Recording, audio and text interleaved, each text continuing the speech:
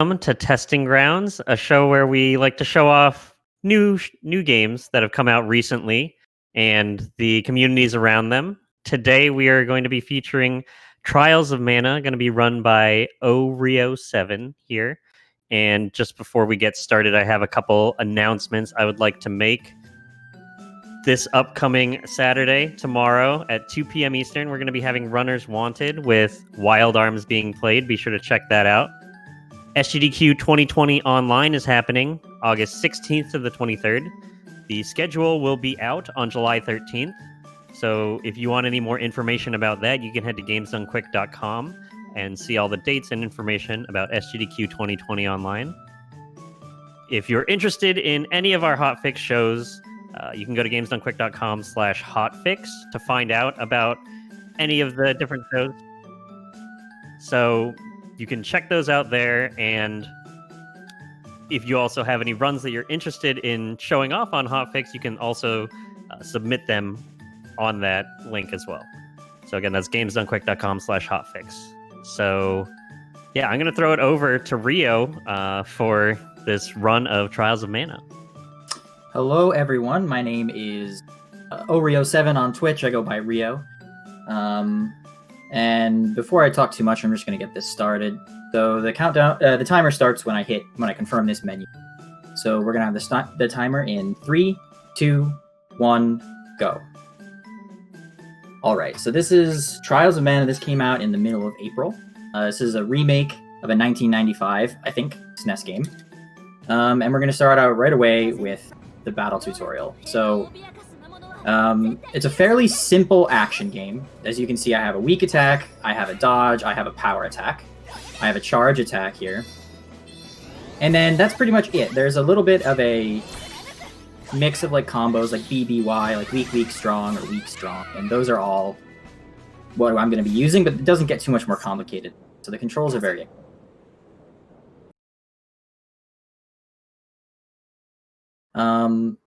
And that's just real quick. The thing I use at the end is kind of a form of a special move here that I build up something called CS or CS points. It's the blue percent at the bottom of my character status. And you can use them. They give you invincibility frames, and they do high damage, and they have some other properties and stuff that we'll get into. For the most part, this prologue is just going to be me mashing through text, mashing through cutscenes just to get through this, because we don't really want to spend time in here. And while you do that, I also want to mention a couple of the comments that I've been seeing in chat. This is a remake of a game originally called Seiken Densetsu 3 that was never actually released in outside of Japan until I believe last year when there was a collection of Mana. Yeah, go for it. Can I say something real quick? I just want to show this off. And just like as a point, I know I'm supposed to be going fast, but I just want to explain this real quick. This run is going to be glitchless for the most part. That's the route I'm going to be following. But at the same time, as this is a showcase of kind of a new game, I'm also very knowledgeable of all the any percent strategies. So I'm going to be showing off things that are relevant to any percent throughout. So this isn't going to be a valid run, but I'm going to get to show off stuff. So right at the beginning here, this guard, I could go. It doesn't let you go up here because you're supposed to go up here later. And she stops you if you get too close. But if I wanted to, I could just... Oh, I messed it up. But if I want to, I can just jump on the railing and just get up here. And then I can access all sorts of items early here and stuff like that. Okay, you can go back. I just want to show that off. Yeah. I just wanted to address the point. This is a remake of a game that came out around 20 or so years ago. So... It's definitely interesting to see. We've seen, a lot of developments in this game throughout the last couple months, and so it'll be interesting to see, how it develops in the future. Yeah. And the reason that Rio is, showing this stuff off is this is a very new game. If anyone out there is interested in joining the community, there is a Mana Discord, which actually encompasses most of the Mana games. So if you're interested in any of them, you can feel free to join that Discord. Yeah, this game is definitely really accessible. This is actually my first speedrun I've ever learned or done, is this game. And it was quite easy to pick up, especially glitchless. the mechanics of the game themselves are very simple and very easy to pick up. So, all right, so that's going to be the end of the prologue right there. Only a couple minutes. And also, I want to introduce Deln, who is here on commentary. We didn't mention him yet. He's going to be filling in some stuff as well. Another prolific runner, top times in. He plays hard mode a lot and most glitchless categories. But hello. Yes. Just want to point out something real quick. When you went over that guard to get that, you said you could get items that you should not be able to get at the beginning.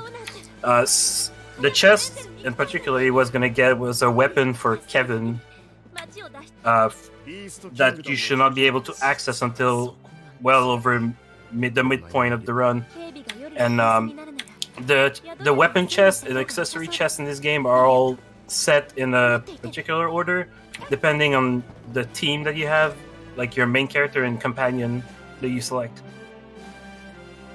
Yeah, so like that chest in particular has like a mid-game weapon, like he said, for the character in my second slot. Because this game, you didn't see it because I was already at the confirm for starting the new game. But this game has 6 different characters, and you can make any party in any order that you'd like among those 6 characters. And it will change some aspects of the story. Most of the game is the same, but it has decent replayability in that. There are things. Okay, so we're getting here into this first area. I'm not going to be fighting anything for quite a while, just because it's not worth it.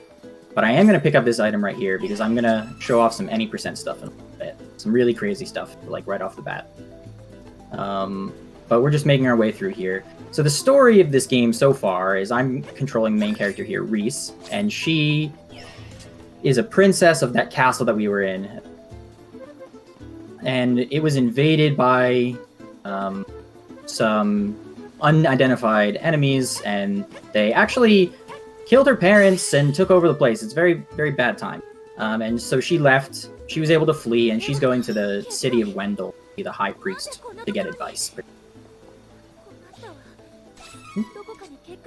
You know, there's actually a question in chat about how categories are separated in this game. Is it by characters? Is it by difficulty? What? So as of now, we have separations based on difficulty and whether it's glitchless or. So the characters you pick, and therefore also the route that you're on, like I said, it does change some aspects of the game, is not a separation, because that would just make it. We decided early on that it would make far too many categories.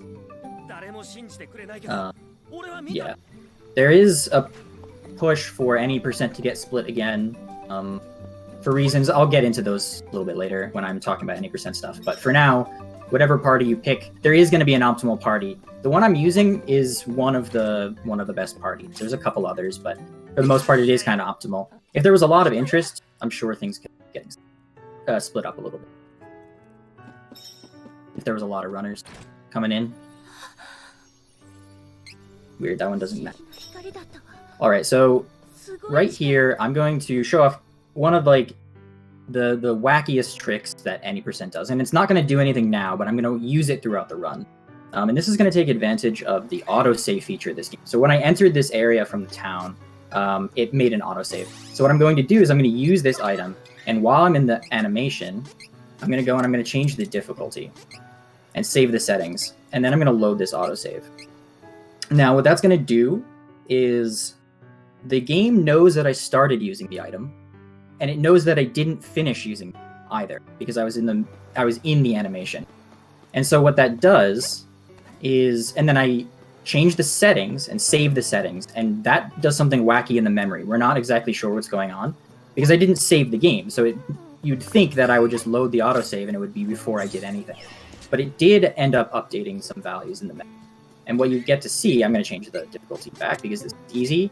But what you'll see is in my items, I have this kind of wacky slot. Like, there's no item there, but I can select it. And that's going to make...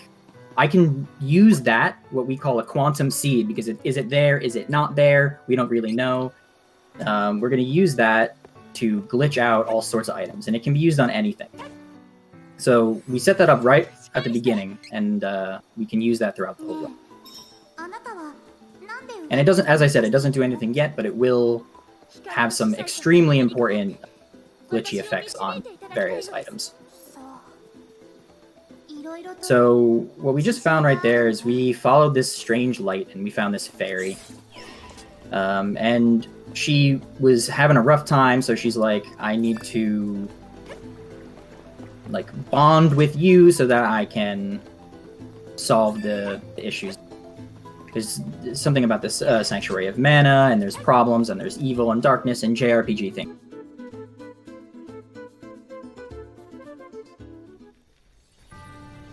So we come back to the town, and it is destroyed, because what I didn't mention before, when we were in very briefly we were in that starting town where we slept and then left, there are these beast men that are kind of being aggressive and invading. And they're kind of making their way towards the city that we are. So that was just to show us that the beast men have come through, and they destroyed that. So this is our first party member, Kevin, and he is the carry. He's he does huge damage at all points of the game. Every route you're going to run, any character party that you use, I would recommend using him, because he just does a huge amount of damage compared to anybody else. Also to point out, having him in the second slot as your first companion also gives him level 4 or 5, yeah? 4 I think or 5? it's 4. Yeah, so he starts at level 4 while your main character is still level 1. So for the first boss that's gonna be coming up, you're gonna have someone really high level compared to your main character, which will do absolutely no damage. So you need someone like Kevin to do a pretty big amount of damage really fast. Yeah, if I remember right, if I were to use level 1 Reese to fight the boss, that's coming up in a little bit, I would be doing like 7 or 8 damage a hit, and Kevin's going to be doing 20 to 40. And part of that is because if you can see while I'm in combat, he kind of transforms into a Beastman form, because he's also one of the Beastmen, and that gives him a huge amount of increase of stats. That's especially useful early on. The damage is really not even comparable to anybody else. And then before I leave the cave, I'm going to do the first thing with that quantum seed thing that I set up. So I'm going to... Normally I wouldn't be able to have 2 of the same item on, but what you'll see is that I put the magic rope on the ring menu, which is just the item menu.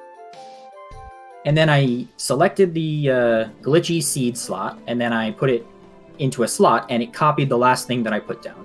So if I open up my items, you see I have 2. And what you'll notice, because I'm going to show it off in just a second, and by the way, any of this quantum stuff, any of these glitchy items is any percent territory. It's definitely not something that you would use in regular glitchless. But you'll see in a second what I like to call wrong roping, which by the name you can probably guess a little bit of what's going to go on with it. But for now, we have to go talk to the priest. This is the guy that we came to look for. We're also trying to warn him about the beast men. We're just being good Samaritans here. You also notice I'll try and roll as much as possible. If you're accurate with your rolling, it's a little bit faster than just running. But it's a little bit tricky to get the timing, and it's a little bit different for each. So I chose to show off this wrong rope because it's fairly low impact, because I want to show most of the game off. But see, I can use this rope. This is like an escape rope from Pokemon or something like that. It just leaves a dungeon.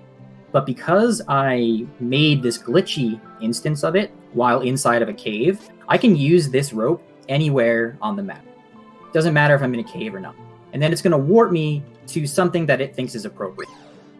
So if I use it from in front of the priest here, what's going to happen is it's going to put me at the last time I entered this area, which happens to be the entrance. So on any percent, that saves like 5-6 seconds of running out, but you can use that again later. Obviously, that you can tell if you've seen a number of speedruns or not, that can be an extremely powerful thing.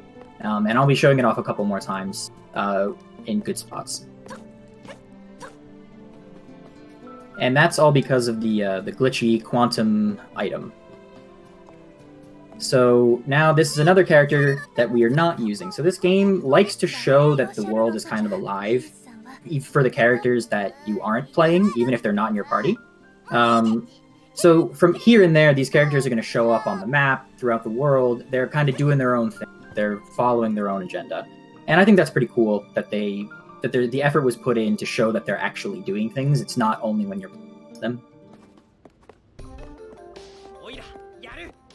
So we're going to backtrack a little bit because the boss is actually in this cave. Surprise, surprise, the first cave of the game.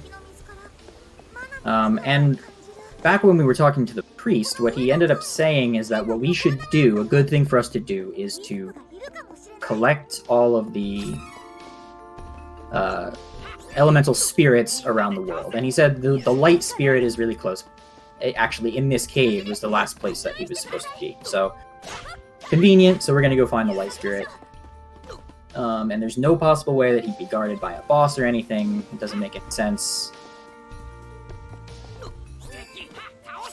So he's just here. So this is a little thing that we can do in glitchless. There's some ledges like that one that were made a little bit too low. So without doing anything really that glitchy, we can kind of just get up those ledges a little bit early. They're like nice little fun glitchless skips.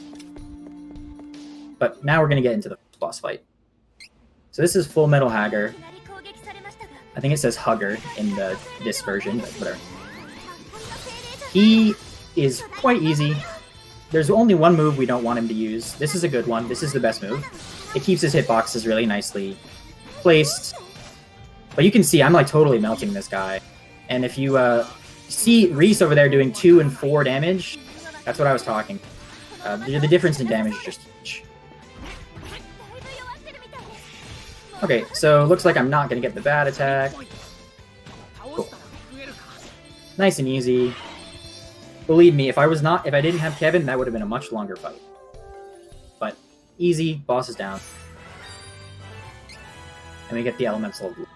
So those little right when I got him, there was like a text pop-up, like a little menu pop-up that came up, and that's just letting you know what happens when you unlock elementals. So a lot of the spells and abilities in this game are actually locked behind elementals. So when you get the light elemental, you can use healing light and you can use holy bolt.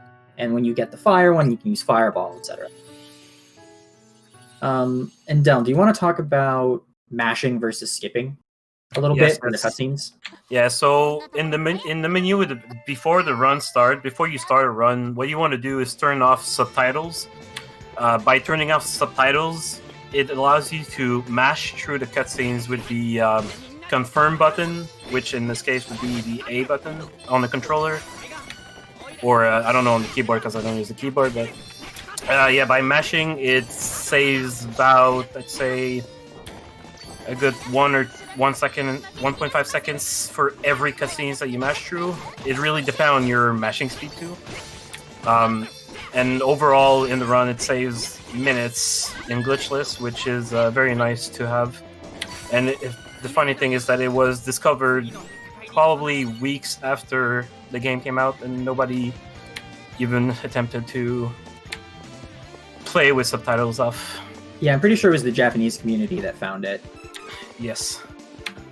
Also, you're gonna buy. Yeah. So right now what he's doing is something we usually don't do in glitchless, where you would get the 500 lucre or gold piece, whatever you want to call it, in that chest there, because it wastes a couple seconds. But it also gets you enough money to get a weapon later, for before Joel Eater, which is going to be in a little bit. Also, what he's doing is getting some experience, because you want Kevin to be level 6 for the next boss fight. It does change a lot of... it does make a big difference for that one fight. And I'll also talk a little bit about the difference for easy and hard mode for boss fights. In general, boss fights on easy and hard is separated by stats mainly, and the AI aggressivity. So in easy, the boss will mostly do nothing. Sometimes we'll just stand there doing nothing, take a beating. And on hard mode, the AI is very, very, very aggressive compared to easy. It will not give you any room to breathe around. So all you want to do on hard mode is play more safely. Yeah, they also on hard mode they have a lot more stats. So it's not just but the big difference is going to be shown on the next boss. The next boss is very, very, very difficult on hard mode. Yeah, it's the next boss is pretty much a pushover, but it's not as on easy. It's not too bad, but on any percent, because remember in the beginning I did that jump behind the guard. If I picked up that weapon, these bosses all die extremely, extremely when you have the weapon. Alright, so we escaped. We were, as far as the story, we got captured by the Beastmen when we were leaving with the Light Spirit. And they imprisoned us back in that town that we first started in, because that's their headquarters right now. They put us in the jail there, and we escaped, thanks to our third party member, Angela. And now we're on our way to the Hero King, who's out in Valsena, city called Valsena, because he's just very knowledgeable. He can probably point us to more spirits and things. And also, just as another note for any percent, when that whole previous area where I was getting that 500 money, I was opening doors, I was killing those dog enemies, on any percent, I can use that same wrong rope that I showed you back in the cathedral, and I can just warp right to the entrance of that area and just skip the entire thing. And that saves, obviously, a minute or so. And any percent doesn't need the experience, so most of the time, at any time possible, I need to try. So this is the Golden Road, and it's the first of a few areas where the game is a little bit repetitive. I'm going to be running through this area, I think, 4 full times, and then a little bit on a 5th time. And it just happens to be the design. I don't know. It can be a little bit annoying, but for glitchless, it's not a big deal, because this area has some really good encounters as far as experience goes. So it's nice. We make good use of that running time. On any percent, it's kind of a drag, because you just are running through it, because you don't need to kill anything.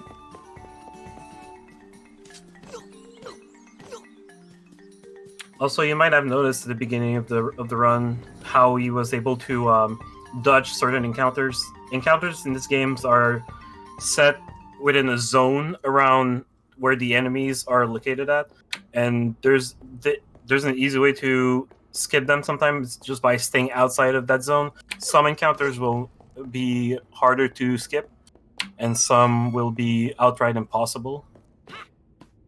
Yeah, but in general, RNG.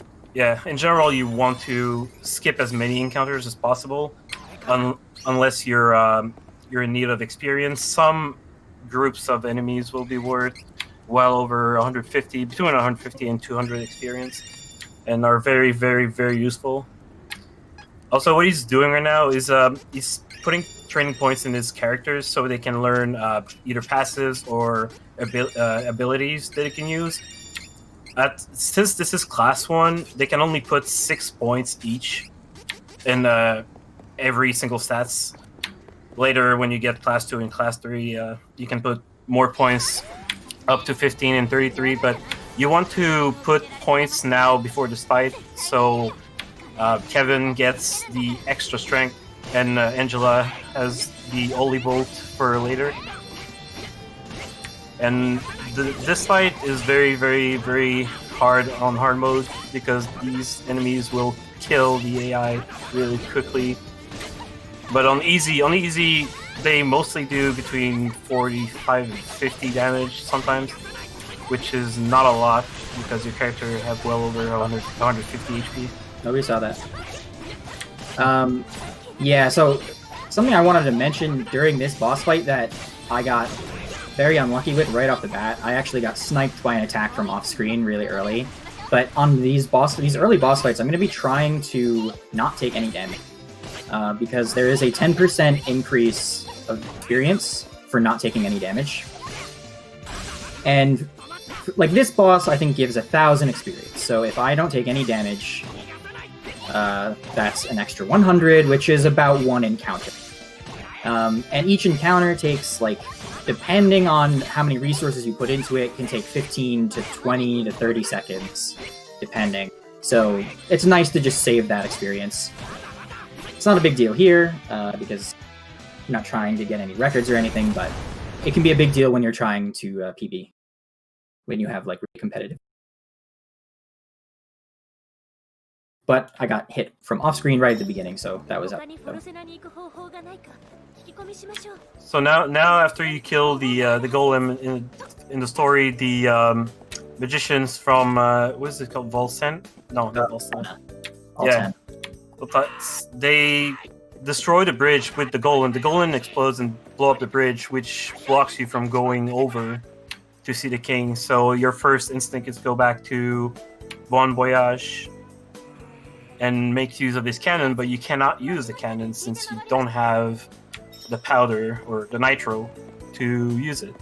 And we got some really good JRPG logic. If the bridge breaks, just fire yourself out of a cannon. Makes sense to me. It's a really good form of transportation. But yeah, so like he said, like Dylan said, we have to get some fuel. And we talked to some people. This happens throughout the game. You'll see it a lot. Often the first time you get into a new town, there's just going to be a bunch of NPCs to talk to. And in the speedrun, I'm just trying to mash through that as fast as possible, but when you're playing casually, it's very useful.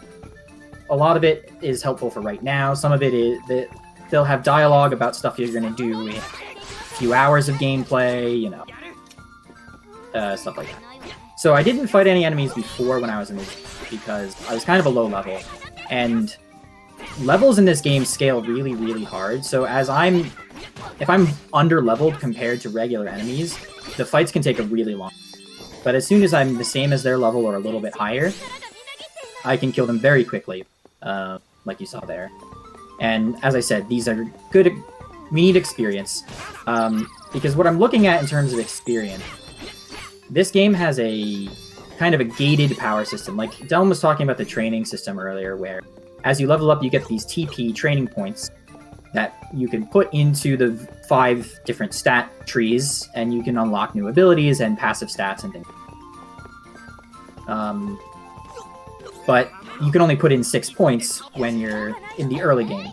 And the gated power system is just a class system. So when I get to a certain power level, I can class up to class 2. And then I can class up to class 3 later on. And then at those points, there are huge power spikes where you can put in a ton more points in, and your stats just take a huge increase. And those are the points that we're looking at for the experience route. We want to make sure that at a good point in the game, we get enough experience to go to class 2, and the same for class 3.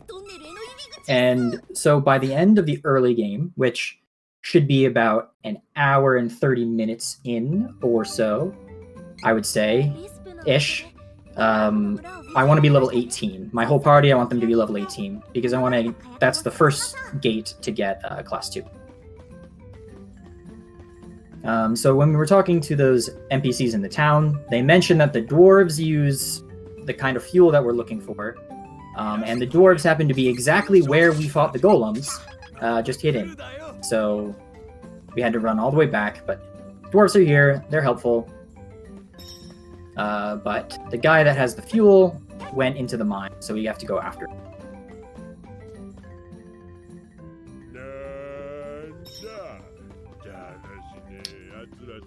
Okay, so I'm going to be picking up another magic rope here, because I'm going to be setting up the quantum wrong roping idea again. Because like I mentioned, I want it to be able to let me use the rope when I'm not supposed to be able to. And in order to do that, I need to set up this trick while inside of it. So I'm going to be going... So I'm just going to do that, I guess, right now. So I'm going to be... Just put it on the bar and then make a second one.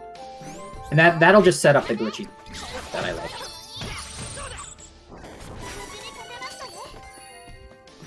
So here in the caves, you're gonna meet the dwarf that has the nitro with him. The first time he's gonna ask you if you want to buy it for a ridiculously high price, which I don't think you would get in a normal speedrun. But if you do casual and picking up everything, killing everything, then you probably have enough. If you refuse, he tries to sell. He asks you to buy it if you want to buy it for 3,000 instead of 5,000. And if you refuse, then he just won't sell it to you. But if you buy it, it still makes you go through the entire cave and fight the boss in the end. So honestly, it's only good for an achievement. But other than that, you don't want to waste your money on that. Yeah. And buy it oh, sorry. Yeah, if you buy it for 5,000, you get an achievement in the game. You also get a special perk that you can equip. It's pretty good. Nothing crazy. I think also you're actually allowed to leave and go back to the cannon, but you can't actually progress with the game. But you can go back to the cannon and use it. I think it's pretty funny. But I picked up an item back there that's going to be very it's very simple, but it will be very important. And it was a curious cookie. I think I'm good to play. But first we're going to do this boss.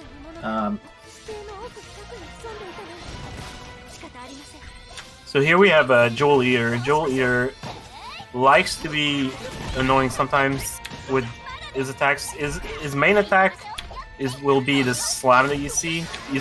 He mostly does that attack the most sometimes. Or he can use he can swipe with his tongue, or he can attack in 3 lines throwing rocks like you saw. But what you want to do if you don't want to take damage on this fight, which is fully random, I'd say, is using that CS attack that he has whenever he does either a slam or those lines attacks. That's good RNG. I got the best RNG. Hopefully I can get 1 cycle. I might be... I'm not going to get it. It's going to be barely... Okay, it's fine. But yeah, you just want to attack him and stagger him before he uses his dash attack, which transports him on the other side of the arena. And that makes it so you can mostly 1-cycle him without having to wait for him to show up again. Whenever he does get staggered after a certain number of attacks, you can deal way more damage if you hit his weak point, which happens to be his tail. As you could see, he was attacking his tail the entire time, so he was doing up to 50 to 60 damage, I think. If that's all I think it was I think it was more than that. I think it was like 100 something. Oh yeah. When I had the double damage. Yeah, okay, yeah. Because like he was saying, when you stagger the boss, you'll see this a lot. You didn't see it. You did see it on the golems, but it wasn't too big of a deal. But the staggers are a huge part of this game, optimizing the bosses. And there's different ways that they can enter stagger. That boss there is number of hits, I'm pretty sure. So depending on how many hits and type of hit, they have like little point values for stagger damage. And once it fills up, it's completely hidden. But once it fills up, they'll stagger and they'll not do anything for a little while, and they'll take double damage. So we want to obviously take advantage of it as much as possible. And in order to stagger him, I was using... In order to stagger, like I said, different attacks have different values. So quick attacks have low stagger damage, strong attacks have higher, and CSs have the most. So in order to stagger him faster, I was actually using some tech that we didn't know about right away in the early runs, where I was able to buffer in the CS of... I was switching party members a lot during that. And I can buffer in the CS, the class skill of a character, and then switch, and then they'll still use the class skill, but I'll be controlling a different character. And it's tech, because if I'm just controlling a character like Kevin, I just use his class skill, I'm not going to be able to do anything. It's going to enter this little cinematic. I can't input any commands to the character I'm controlling or to the rest of the party at all. So that's really not too useful if you're trying to maximize your damage. So using that buffer system I was able to use a lot of class strikes in really quick succession without having to worry about downtime, and I got him to stagger really quick. And that'll be used a lot more later. For each boss, we'll probably mention if there's a strat using it, but... So we finally, back to the story, we finally fired ourselves out of this, but he has bad aim. Of course he does, right? And he missed the town by a little bit. So we have to go through this area here. And it's very nice because these enemies both give quite good experience, and they have a very important item drop. Where if I can, these mole bear enemies here, they'll drop an item called Mole Bear Claw, and if they drop it, everyone that they drop saves me 200 money. But first, I'm going to pretend to be an any percent runner real quick, and I'm just going to feel like I don't really want to run this area. It seems a little bit slow to me. So I'm just going to pop out of bounds real quick and skip it. Except not really, because this is useless. But I just wanted to show... I'm going to show more extensive out of bounds. I'm going to do some for real, because there's some that don't interrupt the glitchless route at all, to skip a little something, just to show off something cool. But like I said, I do need to kill these enemies. I need a lot of experience. The items that they drop are very valuable, because I'm very tight on money with this party. So just wanted to show that off. I could skip going out of bounds there, like I showed. I can skip the entire area and not deal with any of it. That's got to impact you, the XP route in any percent quite a bit. Yeah, so in any percent, I had mentioned this very briefly when I was back, but I picked up this item called the Curious Cookie. And when you use it, you get 10 minutes of 10% increased experience. And in Glitchless, we're going to use that to try and hit that level 18 right when we want it. But any percent, using the quantum items and some item duplication and things like that, can get infinite cookies. So you get one and then you just make them infinite. So the entire game, they're under-leveled for the early game, but they end up more or less catching up because they have 10% more experience in the whole game. But up until when this run is going to be at level 18, any percent would be at level 60. So that's kind of the perspective. But yeah, it definitely does affect it. If any percent needed a lot more experience, it would be pain. So that's good. I got one of the item drop that I was looking for. Hopefully these enemies cooperate. They didn't. Of course not. So these guys have armor. So this is an encounter where you only I think you only do this encounter if you have this party. Because armored enemies are a little bit slower to kill. I have to charge a power attack to break it. But again, like I said, I was very low on money, and this chest right here has an absurdly large 800 lucre in it, which is crazy. So definitely need that, because I'll get into it a little bit more as well when I end up buying all the items, but I'm using this party, I'm using Angela, the mage character, as my third. The other main route uses Durin the warrior as the third. And the big reason for that is that Durin gets access to what the game calls the elemental saber. And all that means is it's a buff that you can cast on anybody in your party to imbue their attacks with so that you can take advantage of weaknesses of the enemies. And that's a huge deal. I don't know if it's quite double, but maybe it's 20%. I forget exactly how much more damage you deal, but it's a lot.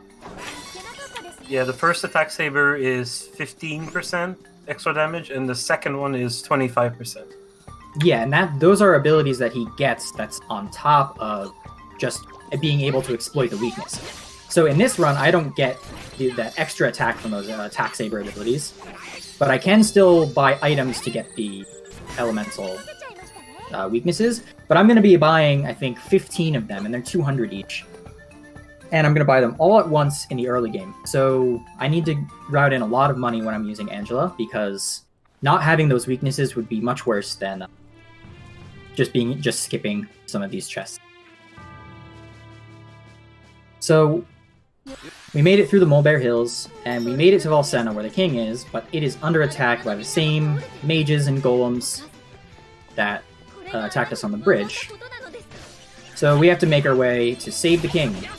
Would.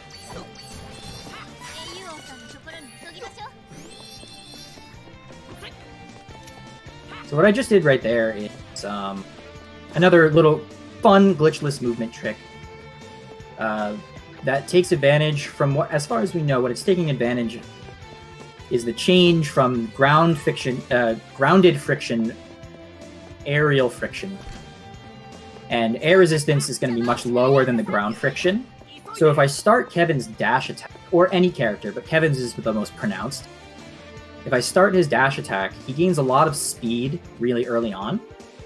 And then if I leave the ground a few frames as possible after pressing dash attack, the speed then gets deducted not by ground friction, but by the air resistance. And I get to be really fast until I land. So we try to find high places, dash attack off of them, just to get some cool looking speed.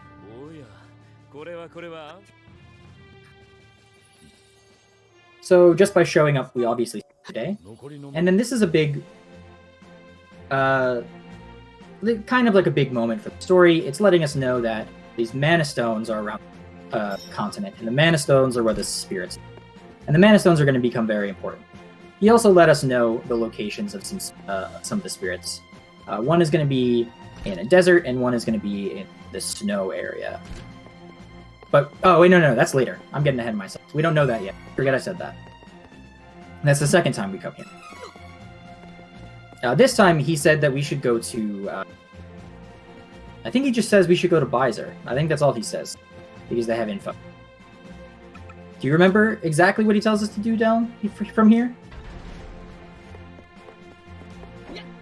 Maybe not. Oh well. Not exactly, but he tells you the story. He tells you that the mana stones are what usually protect. They're in relation with the mana goddess, and also I think at some point they talk about if the mana stones get destroyed, the benevolons will get resurrected. Mm-hmm. Yeah, because they're being used to seal the benevolons in. That's kind of their purpose. And the benevolons are these really scary big bad monsters that we definitely are not going to have to deal with at all. This isn't a JRPG. We don't fight crazy monsters. It's not the idea. But before we can go anywhere, we of course have to check on the townfolk. So, as my quest indicator on the right says, I need to wait for the cannon to be finished, because of course we're traveling by cannon. It's the only way to do it. Because earlier I talked to some guy that looked exactly like Von Voyage, but it was not him. It was his brother. Bonjour, yeah. Very interesting name. And it's his little brother, and his little brother also brings cannons wherever he goes, and also likes to fire people out of it, so convenient for us. Alright, we talked quite enough. They have a feeling that everything's good, so that it's... So, where we're heading now is... whether they told us to go there or not, we're going to Beiser to find a town called Beiser to get a ship to go back to where Reese's homeland was, near the Lawrence Citadel. So that's where we're going.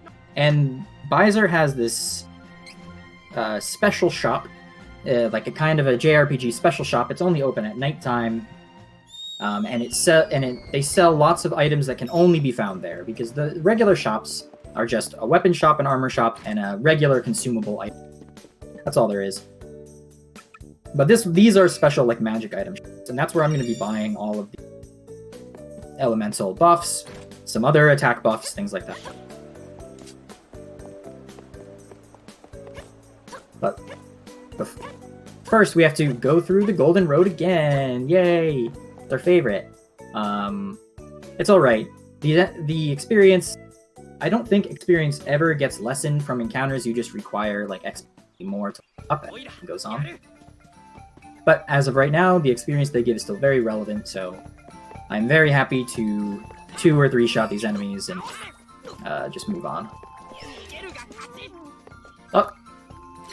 Showing off stuff. I'm a little bit slower than I'd expect. Normally I'd still want it to be nighttime, so I have that transformation available to do just a slightly more damage, but it's not going to be a problem. Yeah, you'd want the game to change to daytime before going to Beiser or in Beiser itself. Yeah, anytime, for me, anytime after this encounter right here, I'm not going to be fighting any more encounters, so anytime now until we get there would be fine, but it's alright. Yeah, the only reason why you want to have daytime entering Beiser is because one of the quest marker NPC changed position during day and night. During the night, he is going to be located in the middle of the map, which is like what, not even half a second detour. And during daytime, he is located right next to a building where another quest marker will be, so you don't really lose time going there. Yeah, it's not a big deal. The day-night cycle wouldn't really be relevant if Kevin wasn't such a powerhouse. If you were using a party that didn't have Kevin, you wouldn't care about it at all, I would think. But with Kevin, we want to make sure that it lines up decently. There's an item that I can use that I'll be getting a few of that I can change either from night to day or day to night. And I'll be using those before bosses and things to make sure it's nighttime for all the bosses. But there are certain events in the game that are they kind of fix the time of day. There are some that, whenever you do them, it will automatically be nighttime.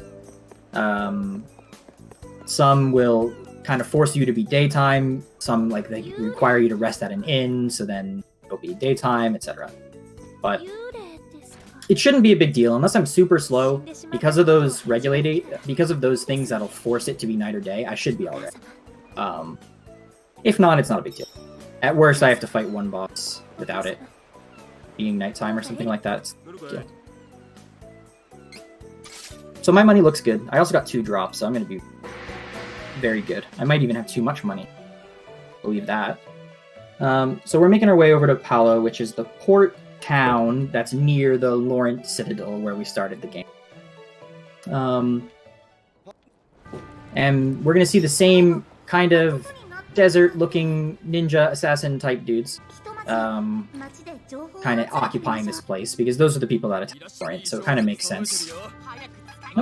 Oh, I didn't equip it. It's fine, it's just time. So I get a weapon upgrade there. Just because if I don't upgrade right now, I'm going to have to go for 3 bosses, I think.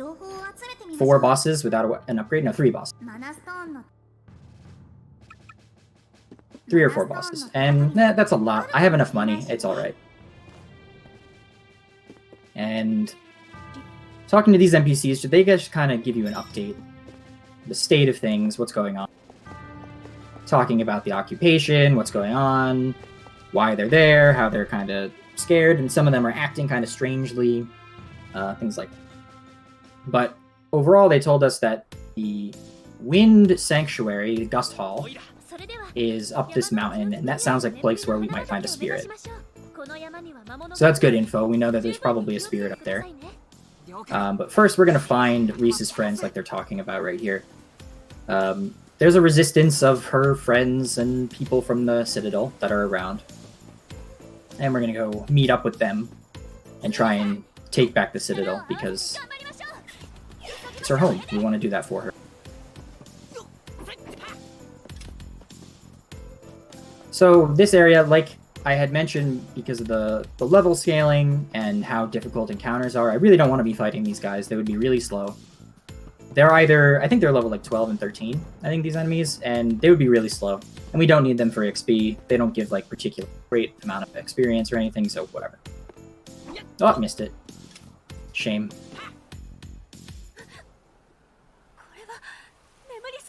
So we walk into a field of flowers here, and the pollen makes them instantly fall asleep. Great. And of course, lucky enough to have our friends find us, so we're in their secret hideout here. And we're going to pick up a little bit more money because it's so easy and it's right there. And we're going to go to a little strategy meeting to try and figure out how we're going to take back Laurent Citadel. from the forces, I think, from Navarre. I think they're... What are they? The Thieves Guild from Navarre, I think? The Thieves... Yeah, I think that's right. So we're going to go here, and there's the Elder in here. And he has this good idea that in a war in the past, there was a very, very brilliant tactician named Dom Perry, and we're going to go ask for his advice. But of course, he is nowhere close. So we're going to have to kind of traverse back to something that we've been at before. Gonna have to climb down the mountain, you know, take another boat.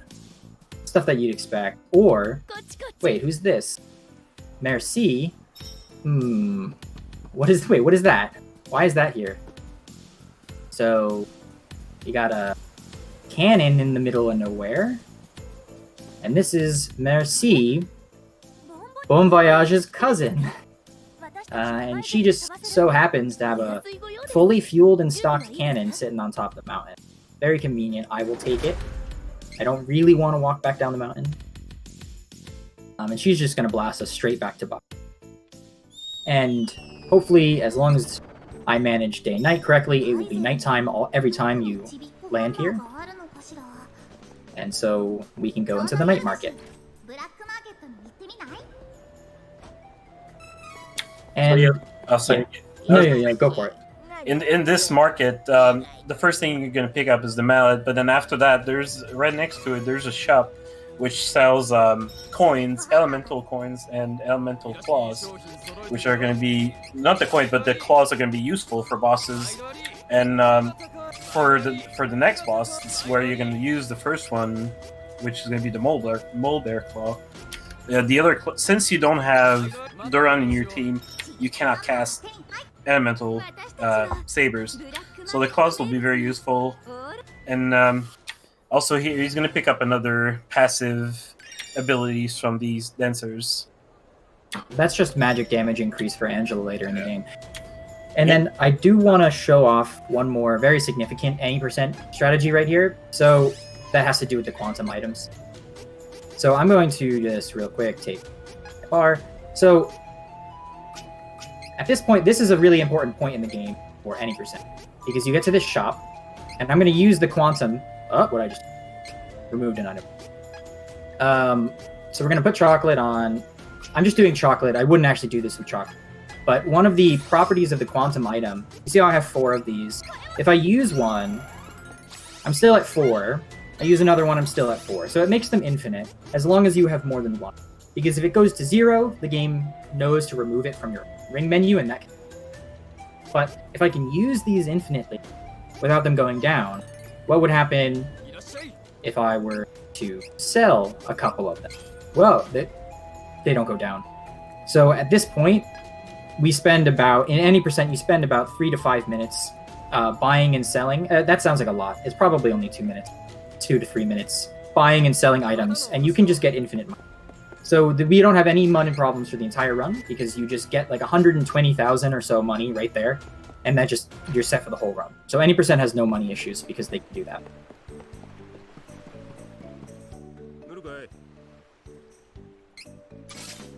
So what we ended up picking up there, that minor mount that it said we picked up, the Elder also mentioned that Dom Perry is a member of the Poropokur race, I think. That it's hard to pronounce. More or less, they're kind of gnome-like creatures. They're small. They're small people like gnomes, and they're kind of, they don't like humans, they don't like outsiders. So this was a magic item that we knew about that could, when we use it, it turns us small. It just shrinks us, or brings us back to being large. And we just so happened to go to the night market, and there was an old woman there who was just like, I set up this shop because I thought it would be fun, but I'm done. You can just have this. And it just so happened to be the mouse. As a narrative tool there, but I mean, it's convenient, so I guess I'll take it. But if you've been watching the whole time, you probably noticed this is a little bit of a slow part of the game. I haven't fought a boss since the Jewel Eater. There's just not that many bosses here. If you're playing casually, it's really not that bad. If you're exploring and you're killing the enemies and stuff like that. There's a lot to do. But in the speedrun, there's no bosses, and we don't really need anything. So we just trying to go point A to point B, but that's just how it goes sometimes.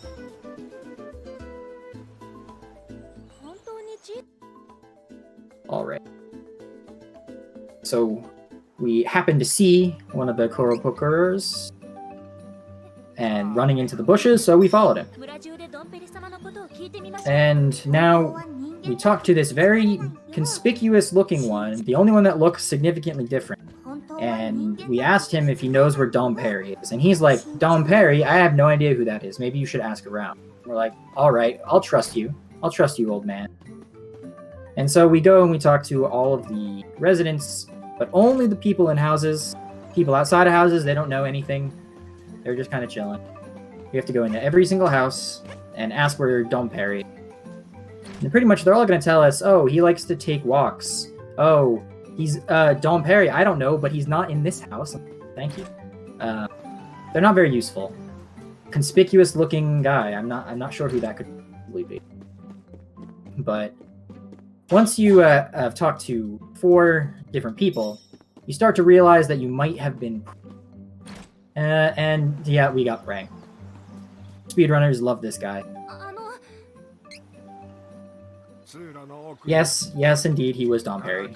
And not only is he Dom Perry and he pranked us, he also knew exactly why we were here, which is to get a strategy for taking back the Citadel.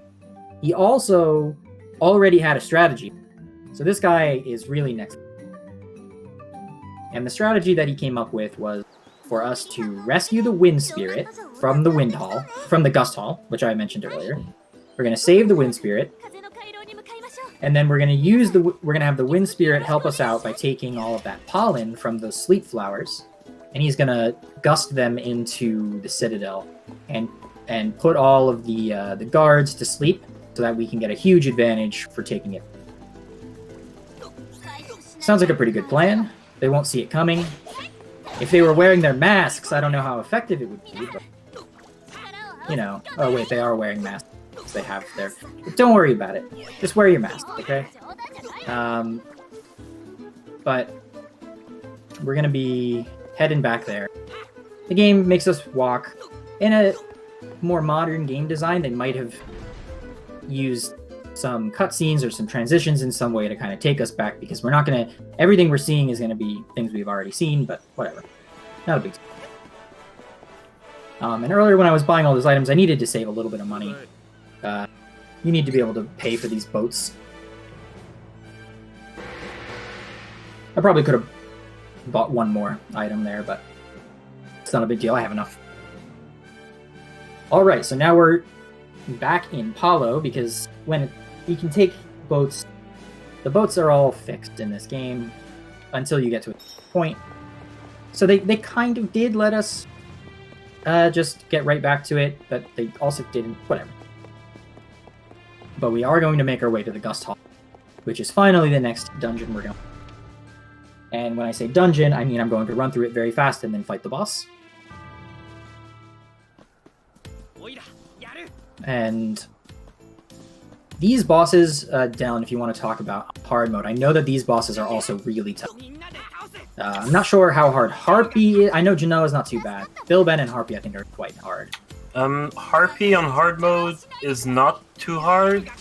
The only thing you have to watch out is her first attack. If her first attack has those green feathers around her, floating around her that can damage you, then you just don't attack her and you wait. And since you really want the 10% from not taking any damage, in general, both difficulties will want to have her go into her supersonic mode, desperation attack, as early as possible, so you can do as much damage as possible. But like you said at the beginning when you was fighting Jewel Eater, some bosses will have 2 different kind of stagger that you can, well, not 2 different kind of stagger, but 2 different way of staggering them. And since Jewel Eater was a certain number of hits, but Harpy cannot be staggered by hits. Harpies can only be staggered when she casts a desperation attack, and in this case, it's going to be supersonic. And during supersonic, all she does is charge up her attack, so she lets you attack her as much as you want. And yeah, so when you get supersonic, you can get supersonic right off the bat, right off the start, which is by far the best RNG. And the moment she does that, you can attack her, and if you do enough damage, she will cast another supersonic right off as soon as the stagger end. So, also this is another trick here, another kind of a ledge jump, I'd say. This never happened.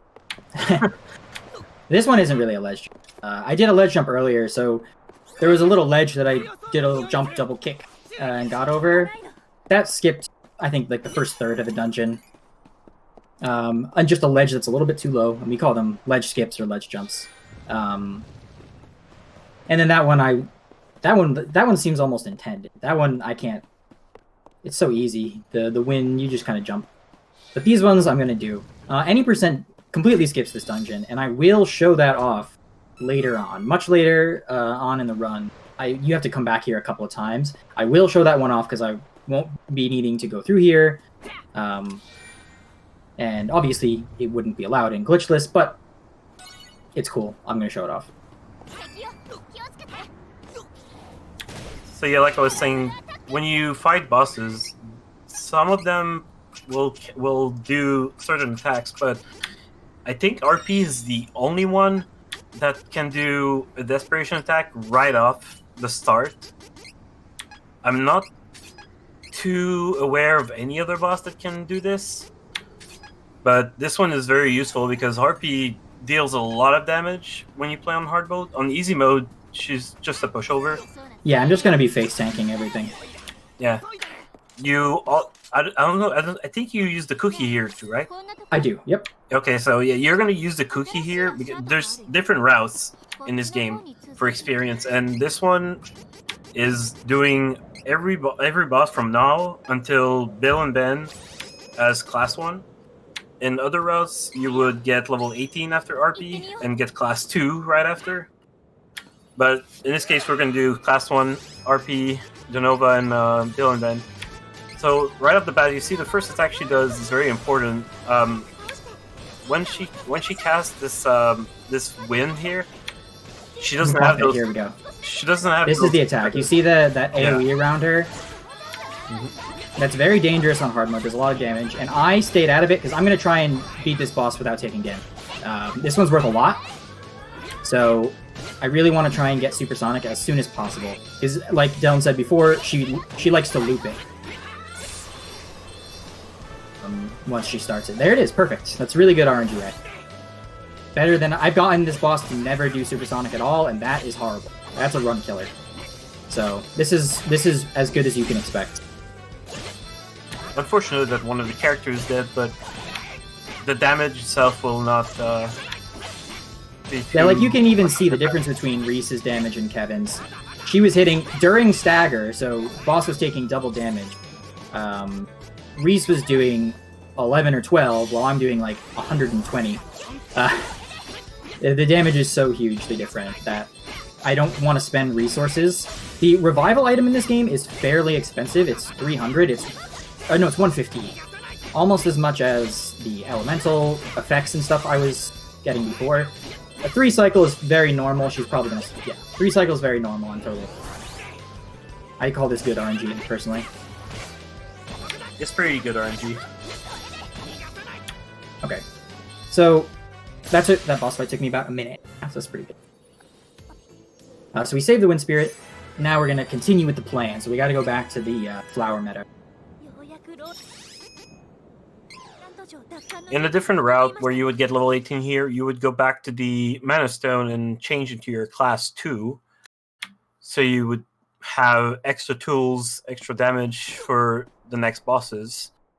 But in this case, everybody's going to still be class 1. Kevin is still going to be the main damage dealer, since Angela doesn't have access to any powerful spell except or one attack or one light attack, which doesn't really do that much damage on bosses, except on Gova. Yeah, that spell will have its time to shine pretty soon. It's got one boss where it's very good. But you'll see later in the game, mid-game and late game, Angela is just going to be replacing Kevin for damage. Not fully replacing. Kevin still definitely does good damage, but this is actually a 2 damage dealer party. All the other parties just have a 1 damage dealer setup. Well, yeah, in class 3, though, Angela is going to shine pretty hard with her damage. Yeah, but that's not for another, at least probably hour and 20 minutes. Say, I don't know what's the timer at right now. Where are we at? It's at 103 right now, which actually gives me a good chance to remind everyone that this is testing grounds, and we have ogNdrahciR here. Hello. Doing this wonderful run. And you actually just recently started streaming, right? Yeah, I hadn't streamed anything before speedrunning this game, so only been a couple of months. So I believe you have in the teens number of followers right now. So if anyone wants to go to twitch.tv/o_Rio7, go click that follow button over for Rio here. Yeah, if you want, I'll probably be streaming. This is the only game I stream, and I'll probably be going for some more people. And then of course there's Deln with me as well, who also plays this game. He plays other things as well, I think. I'm not sure what he streams or how often he streams, but I do not really have a schedule. I stream whenever I feel like it, mostly. Fair enough. And just back to the game for a second here. This is the area that I would have accessed early, back when I jumped over the guard, right? So I'm about an hour into the game here. And I would have gotten to this area already. So the weapon I could pick up here would be obviously quite powerful comparatively to what I've been using, and I have been using that for the entire game up to on the main damage. So it's a big deal. That's in any percent if I had gone with that strategy. Oh, were they useful? They were useful. They killed that sword off screen. Even if they're this weak. I think I'm going to kill this encounter.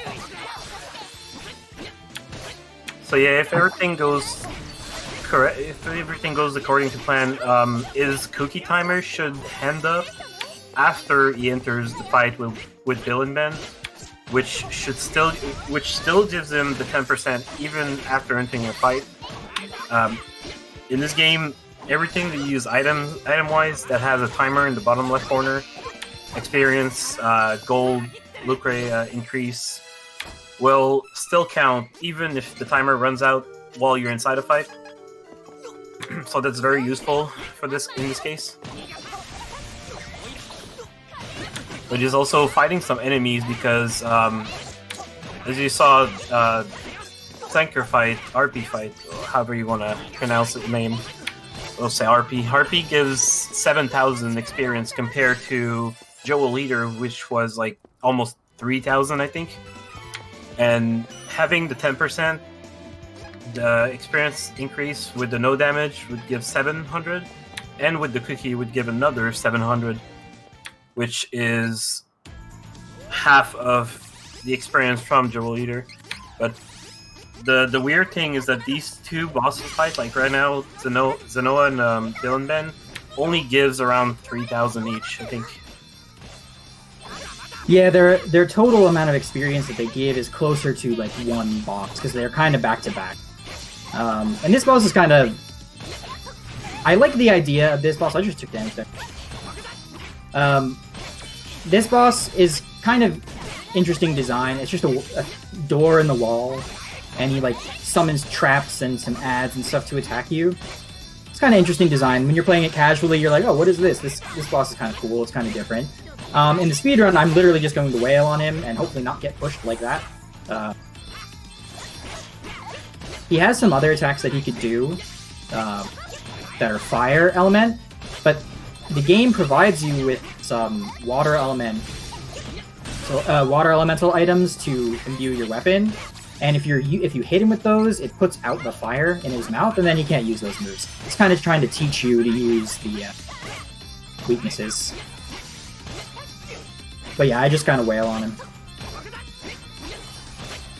This is also a big reason why some people would rather use Class 2 from these fights, mainly because the length of those encounters.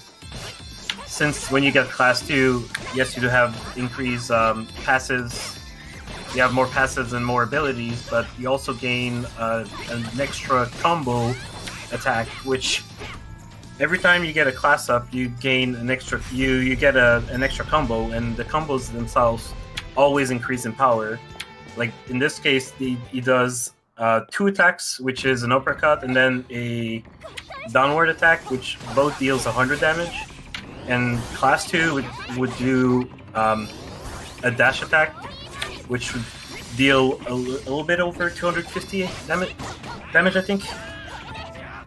But yeah, so I actually intentionally died right there because I got hit with a very finicky attack down status. It shouldn't have happened. There was like lingering effects. I didn't get hit by the attack, but whatever.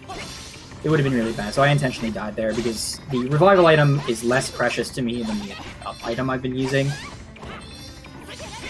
And it would be really slow to continue this fight with the attack down. So this fight, I've played a little bit of hard mode in Class 1, and this fight is horrible in that, if you try that. Yeah, you see those this attack that he did, the shuriken attack? If you take all 3 of them full front attack in front of him, you will most likely die in one shot. On hard mode, it's an instant death. On easy, I'm not so sure. No, I did one intentionally before. It did about like 170 or 200 damage, something like that. But yeah, it's a very, very nasty attack. So in this fight, there's a little mechanic that's going to happen a little bit. I'm slow, because I took that death intensely, that's why. In the first phase, Bill and Ben are fused together. They fused before the fight, and whenever you deal about 50% of their damage, they both separate and gain a shield that can only be broken. Well, it can be broken with a combo, but it's much longer. You want to remove their shield ASAP, and you also want to start using those Drake scale for more damage here. And the best way this fight would go is if both of them stack like now. Yeah, this is really good RNG. We want this as long as possible. The bosses like to do whatever they want. We haven't found consistent ways to manipulate them, but we're still okay. But now they're a little bit too set. But obviously, if we want to be fast, we want to be able to hit them both with as much as possible. And we have to kill these bosses at about the same time, more or less. I mean, like, it's a common, like, MMO mechanic in, like, raids and things like that. If one of them is dead and the other one's alive for too long, he will revive the one that died, which obviously is slow. But I should be good now to finish this one off. I'm not sure if you changed those settings earlier. I didn't. I just got good RNG. Strategies, I mean? Yeah, so something I actually forgot to do this. Something that we try and do to get a little bit of a manip going. You can change the AI party members' settings a little bit. You can tell them, oh, I want you to use a lot of items. I don't want you using items. I want you attacking the same thing as me or a different thing. Normally, I would tell them to attack the same target as me, so that, for the most part, the 3 party members are grouped up. And then hopefully that if the bosses decide to use melee attack, there's a good chance that they're going to group up as well. But I ended up getting lucky without doing that because I forgot. So, whatever. Sometimes lucky. So in the story, you meet Belladonna, which was the witch in the throne room, magician witch. And after defeating Bill and Ben and talking to her, she leaves, and everybody that was in Paolo earlier, they will all leave, I believe, because they were all being mind controlled by her. And that allows you to leave. Yeah, they were locking the port so that we couldn't leave. And in terms of experience, remember, I mentioned before a couple times with the way the class system works, I need to be level 18. And the way it works, I'm perfectly fine. I'm about 250 experience or so off level 18 on the last character, on Reese. So that's perfectly great. No problem at all. So I'm going to be making a little detour back into the Gust Hall because I have to, in order to class up, you have to be at the Mana Stones. And this is the only one that's available right now, so just got to run back. But I definitely 100% need to get this power up right now. If I don't do it right now, like in any percent would be level 16 instead of 18 right now, I would have to fight 2 more bosses minimum before being able to class up. And those bosses are scaled for you to be at a higher class. They're not scaled for class 1, so they're very slow in class and dangerous depending on your difficulty. So definitely want this power up here.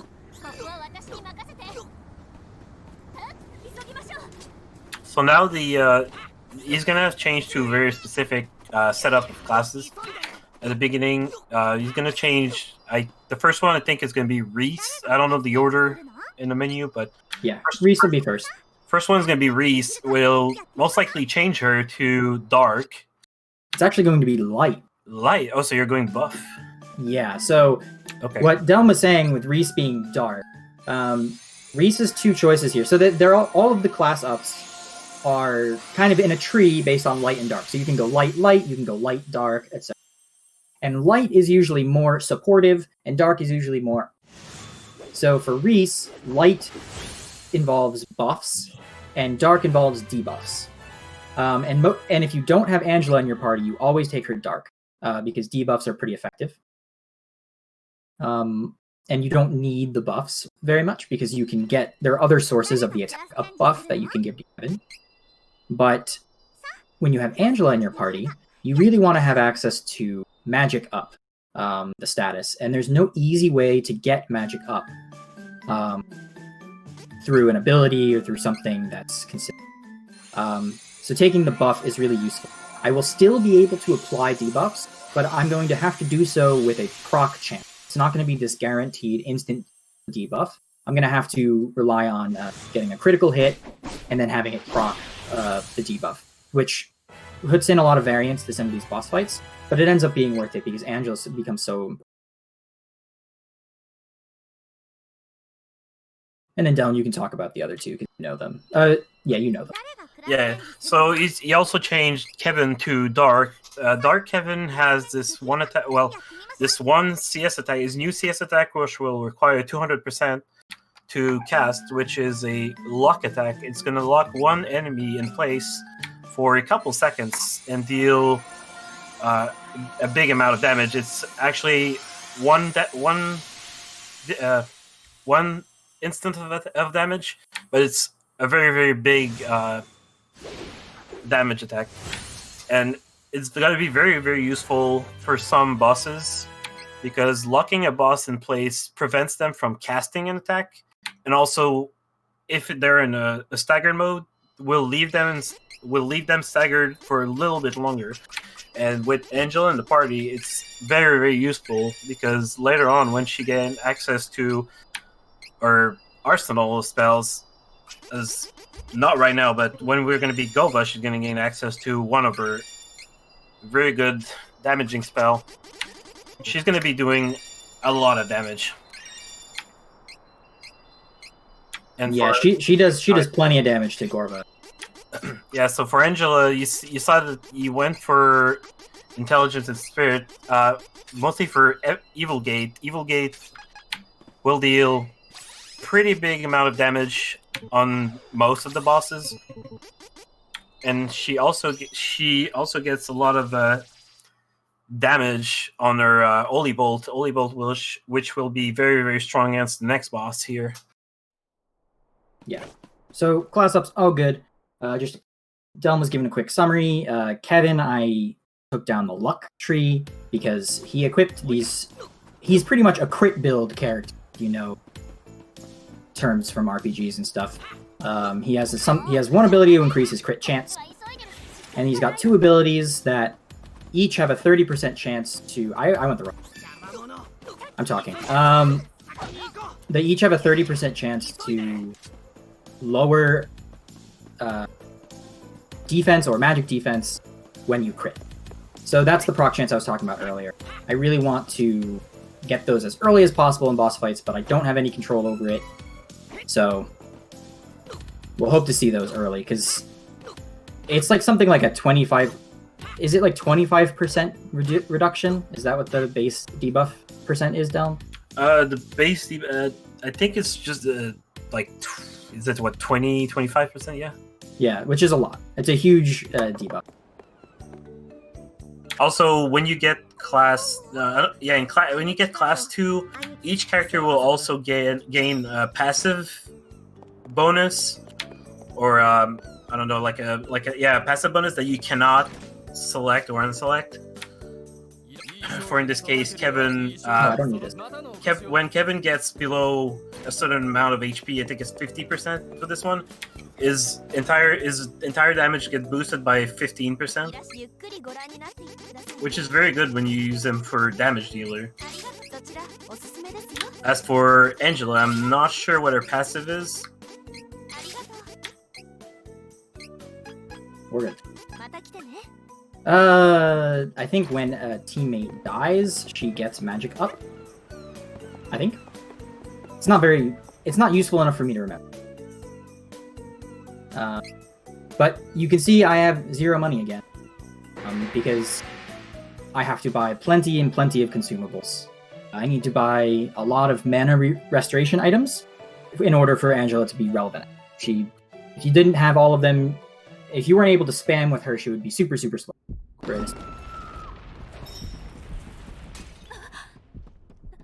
But we got on a ship to go back to Valsena, I think was the intent. And just so happens that it happened to be a ghost ship. Just so happened to be, of course. So we have to figure out how to deal with the ghost ship. And I kind of messed up this encounter, so it was really slow. But this area is one of the few areas in the game that actually forces encounters. I couldn't run from that. You could tell because there was a red circle around the arena. There are a couple of them like that. We want to avoid them. They're slow. I only have to do one more.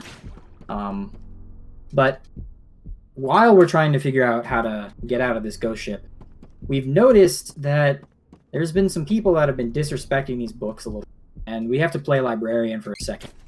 Make sure they all get back on the shelves where they belong.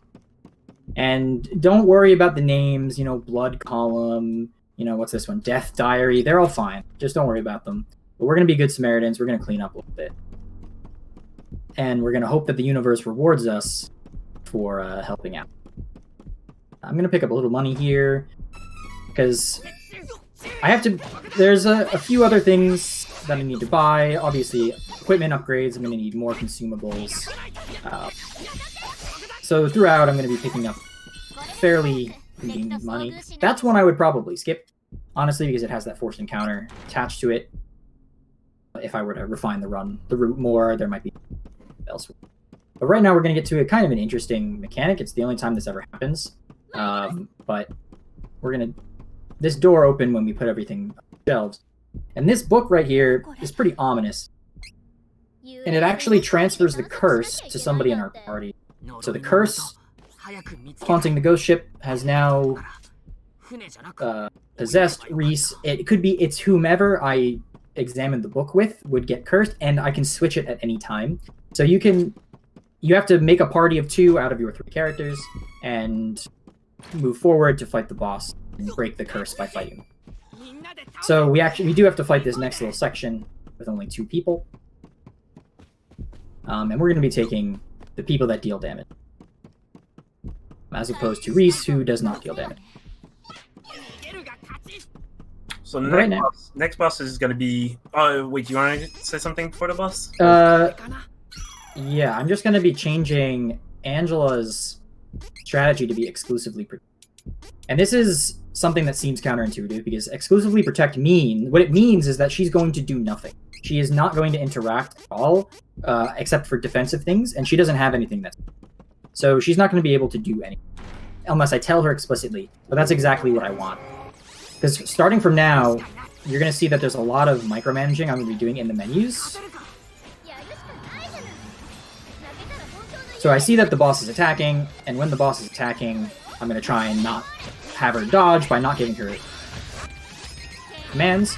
But otherwise, I'm going to be having her manually cast everything.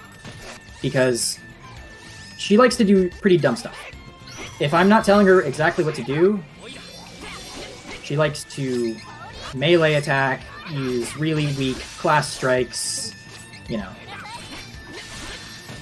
So you can see I got one of the debuffs. So I only got armor down. So it's not helping Angela's axe right now.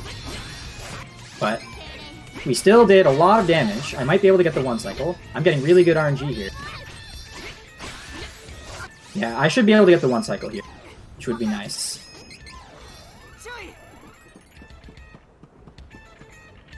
So he does. So this is his desperation attack.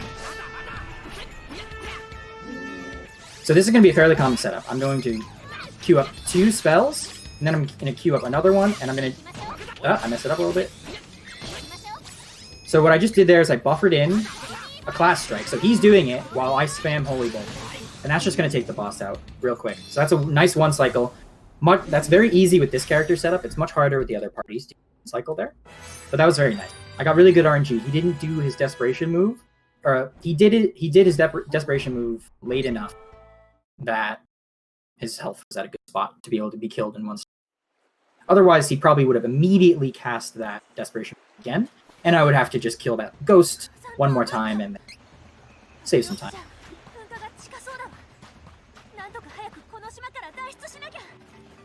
So we escaped the ghost ship and broke the curse, but we got stranded. And with impeccable timing, too, because we got stranded on an island that has a currently erupting volcano. I guess sucks to be us. So I guess we have to deal with that. So we're just going to go exploring a little bit, try and see if anybody has any info, because we have no clue where we are. We don't know what's going on. And we're in huge danger, but they don't really seem like it, but it's fine.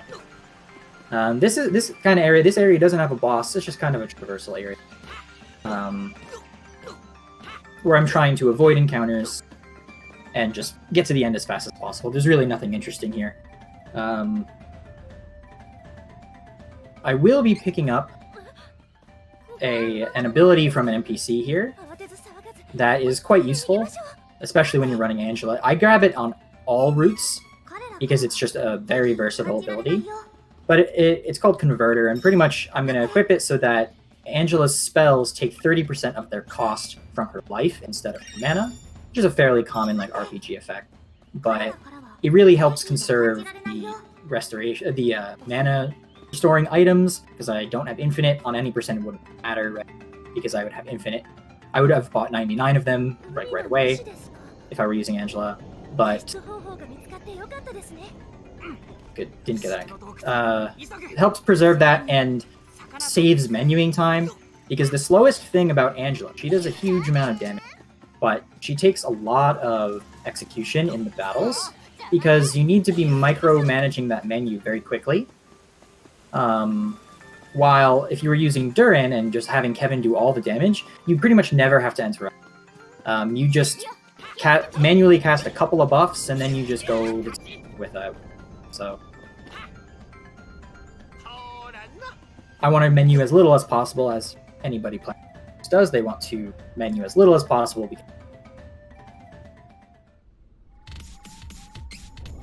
So there's a little any percent skip. I'm not going to do it here because it only skips 1 room, but overall, any percent, and I haven't talked about any percent for a while because there hasn't been anything new that would have happened. There's not any big tricks. I did mention that Gust Hall with the Harpy boss, I could have skipped the whole dungeon, which you'll see I said you'll do later, and I will.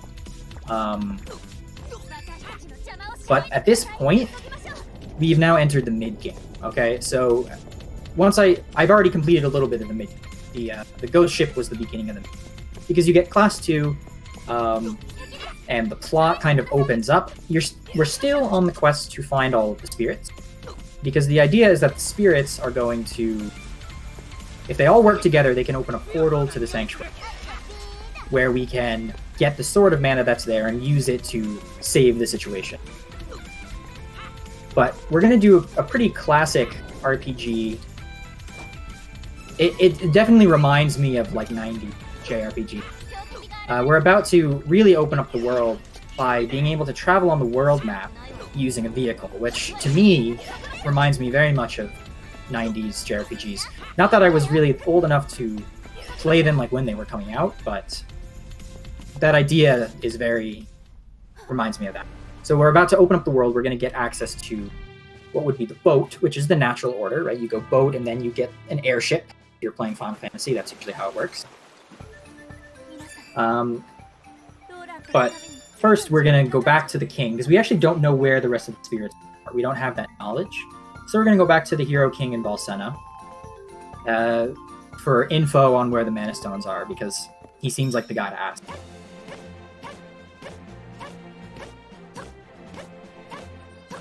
And for whatever reason, they put you at the beginning of the town instead of putting you through that cutscene. Because they had a cutscene of us getting off of the Guardian of the Seas, who helped us out to get us off the island. They had a cutscene of us getting off and saying goodbye to him, but they didn't let the cutscene carry us just to talking to the king, because we landed right in front. So we have to walk. It's okay. But that Guardian of the Seas, Vuskav, is going to be our friend, and he is going to help us by being our boat. Because this game doesn't have boats, it has giant sea monsters. And boats, because we've used a lot of boats already, but sea monsters are better. And in order to let Vuskav know what we're up to, the king has this legendary item called Fairy Flute, which just so happens to be able to contact Vuskav no matter what. So we can go to any beach in the game and use that item, and it's going to call Vuskav to us, and then we can start swimming on the world map. So I want to make sure... I'm going to do some checking bit, because I want to make sure that everything's set up to... Well, if I didn't... I did it earlier, and I made sure I did it, so if I messed it up, I probably won't be able to show it off right now. Okay, Bonjour is still here. We're still going to use his cannon, because it is the quickest way to get to a beach. We're going to have to say goodbye to this area now. It's our 5th time here, but we're back in mind. A little bit.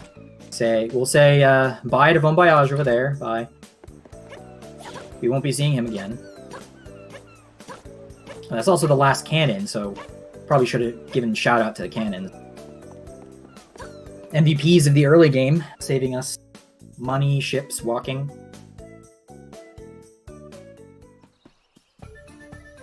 So right now, the quest... I'm going to be talking about the quest marker in just a minute, but we have a couple of options now. So we're not... The game here, like I said, it's opening up. It's opening up in more than one way. So we're allowed to choose between one of 2 places to go to. Yeah, we're allowed to choose between one of 2 elementals to save. We can either find the fire elemental or the ice. And for speedrunning, it seems to be that going to the desert is much to go first, and then you go to the tundra later. And in Glitchless, there's an item pickup that we can get that's like a few tiers higher than what you can buy, which is really nice, and it happens to be for Kevin because we placed him second. So that's why in Glitchless it's really nice to go here first, because you get that weapon, and you can use that for more bosses. In any percent, you have to do this one first, because of the way some of these skips work. Because this part of the game right now, is when any percent gets really different from... it gets very, very different from the Glitchless, because we're coming across some bosses that any percent is actually able to skip completely. Which obviously is no good for Glitchless, but It's the huge difference why any percent is different. The early game, if you watch an any percent run, very, very similar to the glitchless. For most of it, the times are also pretty similar. The times are very similar. It's not too different, but when it gets to this point, it's when it starts to break apart and be very different runs. So this is the weapon I was talking about. Nice upgrade for Kevin here. I think it's about like 20. I may not have the trick set, but I do have a save that I can use for it, and so won't be an issue. So we're just going to traverse the sands here, and I wanted to talk about the quest marker. So as it relates to any percent, and I just call it the quest marker, but I'm just talking about the progression system of the game and how the game knows to go to push you to the next game state. So it gives you the new objective: go here, go there, whatever. The game is very, very heavily tied to where you are in the quest. So if you, like here it says search for the elemental. So I need to find some elementals, and then it's going to update, and it's going to say find the next elemental. In any percent, there's a lot of skips, so we can go out of bounds in all sorts of places. There's warping, there's glitchy menus, there's all sorts of stuff. But if we can't get the trigger for the quest progression, then even if we can skip forward, it doesn't let us just kind of, oh, you're there? Okay, I guess we're going to go there now. But in this part of the game, we can actually... So I'm going to make a save here. So I'm going to... Yeah, I'll just... Here. And then I just want to show you a trick. So I'm actually going to load a different file. Because I want to show you this any percent trick. Because I want to show off these boss skips, because I can go back to the glitchless really easily. Because I just made a save. So this is... I was different party, but don't worry. So I have these quantum ropes. So I have the wrong rope setup where I can just use this rope in the middle of nowhere. But there's another variation of this called the battle rope, where you can use it during battle, and that causes some interesting consequences. So what I'm going to do is I'm going to remove them from the ring menu, specifically. So they're not on the ring menu. And then I'm going to make an autosave by hitting the statue. And then I'm going to load that autosave. And again, taking advantage of the autosave system, I took the items off of my ring menu, remember. But you can see I still have them I can still access them on my shortcut. So if I start this boss fight, and then I use it while in the battle, it lets me do that. Obviously, that's a no... Obviously not for glitch, but I can use this escape rope during the battle. And you can hear I still have the boss music playing because the game is kind of confused. But if I run back to where that boss should be, just a little area we just ran through, and you can see this is from an any percent file, so you can see the levels of the characters, 18 and 16, they're pretty low, right? If I go back to where the fight is, the fight has just deloaded, and I can just enter the cave. And the reason that this works, the reason that this skip can work, is because the quest updating doesn't have anything to do with the fight. Most of the time, the quest updating is tied to a cutscene that happens after you fight a boss, and that's what's been happening for most of the game. After you fight a boss, there's a cutscene, like for the Wind Spirit, we got the Wind Spirit in the cutscene following the Harpy battle. And so that's great. But you couldn't skip the fight because you need that cutscene to update the state. Here, we could just enter the cave and then get the spirit, and then we'd be fine. So that's why that's skipped. But we're back to glitchless here, so I'm actually going to fight this, which will be very familiar to you guys. You want to talk about the differences, Dylan? Well, this is pretty much a similar fight to the Bill and Ben 1 fight, except the level is much higher in this case, and their damage is significantly higher. But this one, I feel like this version of Bill and Ben is more aggressive than the first one. It also has one extra attack, I think, and it's that attack you just saw, the point blank 4 swipes that he does. Also, this is, I think, the first fight that you're gonna see the new attack, the new spell from Angela, Evil Gate, which Dark Force. Dark. Yeah. Yep. Evil Gate's the level 1. You got it. Yeah. Okay. Now, so yeah, now you have this new spell with Angela, and Dwarf Force deals a bunch of damage to Bill and Ben. Bill and Ben, we didn't say that earlier, but the only reason why we don't use elemental claws on them is because they absorb, I think, every single elemental claws. But you can see with Dwarf Force, everything goes super quickly. So yeah, this is the same split as before. And as you can see, Angela's just kind of standing there. If I don't do anything, she just stands there. She will react sometimes. I say that very conditional. Sometimes she will react and dodge things. So like right now, I'm not going to tell her to do anything, and she dodged the screen. Otherwise, she won't do anything on her.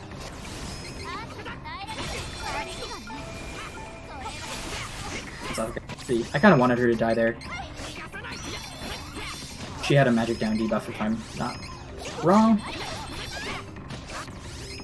So, this has actually been a really unfortunate fight because I've been Kevin has had the attack down debuff almost the entire time. But, oh well. Happens. It's just slow, it's not catastrophic.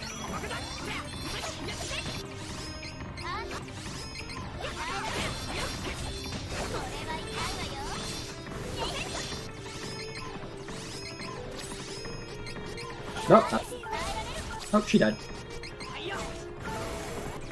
So yeah, if this looks a little bit slow, it's because it is. I've been getting a lot of debuffs and my NPCs have been dying all over the place. Which is one of the bad things about running aim. The way that the other party works, you can pretty much, once you buff, you pretty much don't really have to care about the NPCs anymore. They're not really that important. They don't do much damage. Unless you need to rebuff during the fight, you don't really need to care about them. But for me, it's a really big, for me to have actually everybody alive. Because I need Angela alive to deal a lot of damage. I need Reese alive to be the one using all the items. And Kevin to just be doing damage. But that's okay. It was just kind of slow. It's not. So that's that. We're now in the Scorching Basin, I think is the name. Fiery Gorge. Never mind. So I'm actually going to, since apparently I messed this up, I'm going to redo this. Set up my ropes, because I want to show something off later. And then get it on the... Okay, I think that was my... I probably made the mistake of not putting on... And when I put it on the shortcut, I wasn't in the right kind of zone. That's probably what happened. Not a big deal. I was able to show it off using a save file. So now we're just going to make our way through here. I got lucky. If I had gotten an encounter there, I would have missed that. Wait for all those fire jets. But just making my way through here. Obviously, because the water spirit's waiting here, of course. What other spirit would be in the fiery gorge? No, that's obviously not true. I'm going to pick up the fire spirit. He's not very useful, but we need him.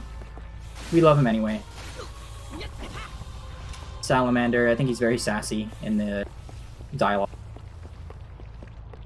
And then in terms of plot, we're actually going to see another update on Belladonna,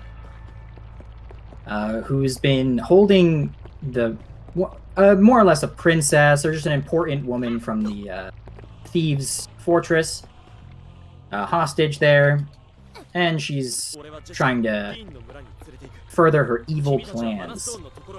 And you'll see that she's one of the roots. She's one of the few roots. She's the one that we'll be fighting later because it's part of our route. But there we go. There's Salamander. Fire element.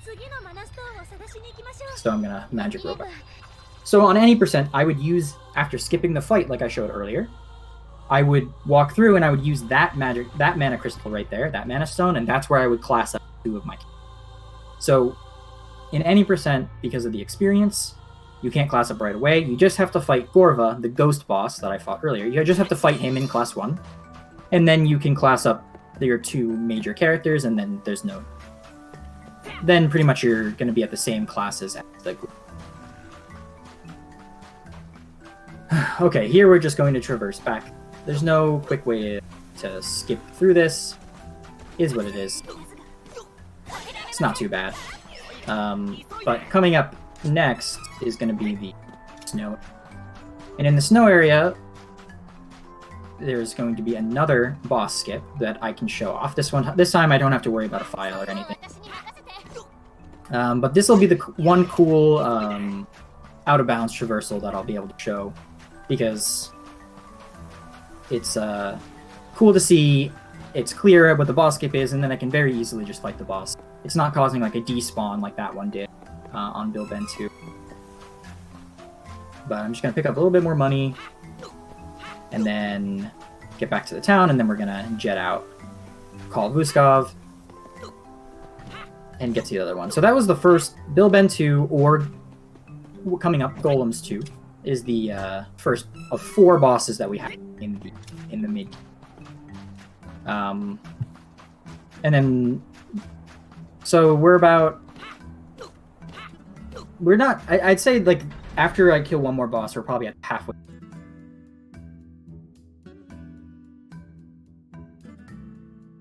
So I'm just gonna, I have to spend a lot of money again on consumables, because I actually spent a lot on that too. I gotta make sure I'm in good shape here. Let's get 30. Let's get 50 those, so I'm poor again. Sounds great. And then we'll go to like 12 of these. Alright, no more shopping. So I won't be getting any more consumables. If I run out, I'm gonna be in very bad shape. Alright.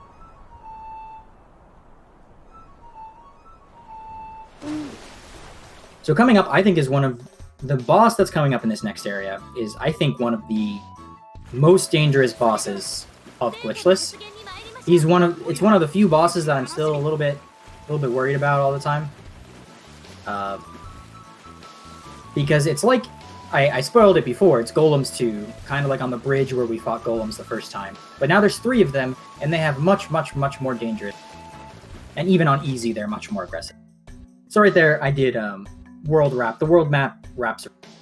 I can just go off the southern side in the desert and no plan.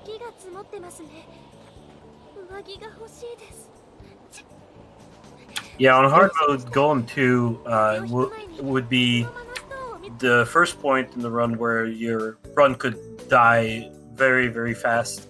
Mainly because the AI, again, dies very, very fast from any attack that is cast against your party. But also because this is where I think this is the first time you're going to see the cloud, what is it called? The magic cloud or poison cloud? Stone cloud. Stone cloud, yeah. So the first time you're going to see Stone Cloud, and Stone Cloud is very, very notorious to being able to stone you, and the AoE is pretty big. Okay, down. I'm gonna interrupt real quick, because this is where I'm gonna show off the out of bounds. So normally I would just run through this area, go that way, but there's nothing to pick up. I don't kill any enemies. There's nothing to pick up. So instead, I decided I'm gonna show off the out of bounds traversal here, and this allows for boss skip. So what I just did there, I did it earlier when I showed off thing in the Mole Bear Hills. It's called a slide boost, and pretty much what's happening is it's glitchy physics interactions.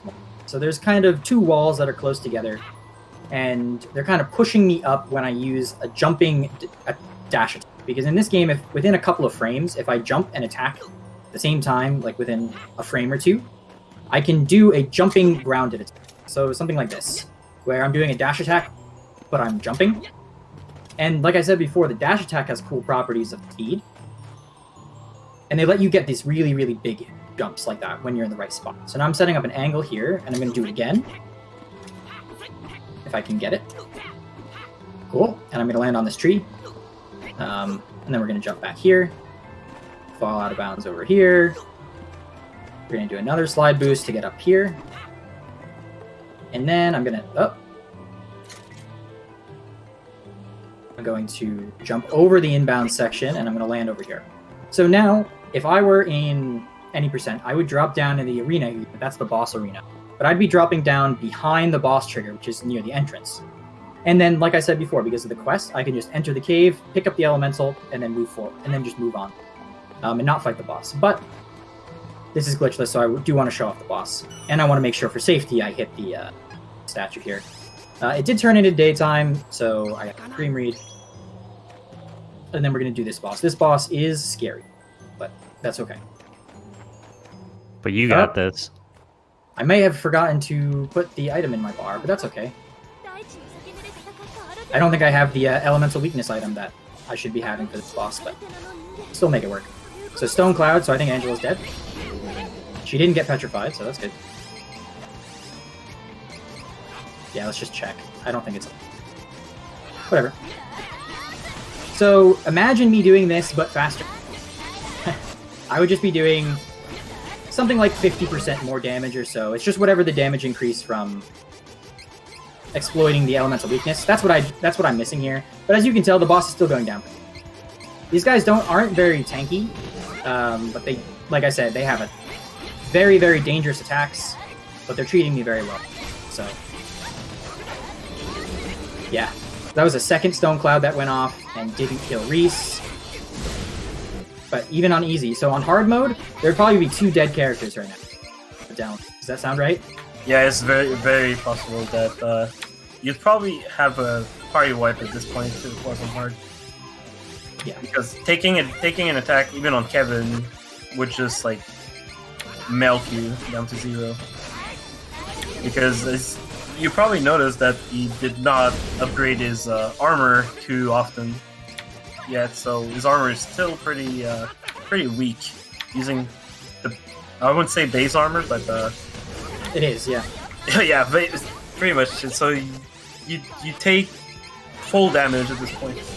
You don't have a lot of armor or magic resist. But yeah, after killing these golems, they will cast this attack where they go into kamikaze mode and they just run after you until that little circle, that red circle, goes full, and then they blow up. But on the last one doesn't actually damage you in that attack. So you can just also, and he can also very easily soft. Sometimes that last golem just will decide not to cast detonate after you kill him, and if that happens, it's just a soft lock. There's a lot of people that have had that happen, and there's some theories, but nobody knows exactly why. But that sucks. You don't want that to happen because you have to do the whole fight before you see that. I think it has to do with him casting attack just right after the his ending attack, his last attack before he explodes. Yeah, there's also I've also had it where if I kill him with Abyssal Slash, which is the lockdown CS, sometimes that would just cause it to happen, like maybe during a move. I don't know. It's bad. It's random. We don't want it. We didn't get it, so it's all good. Yeah, so now we get to see this zone. Now I'm going to walk through the normal way because even in any percent, you'd come back through here the normal way. It's a nice zone. And brings me to talking about the zone because I think the zone looks pretty nice, considering that you can tell like there's a lot of... This wasn't like a huge budget game, huge budget remake. This was from Square Enix.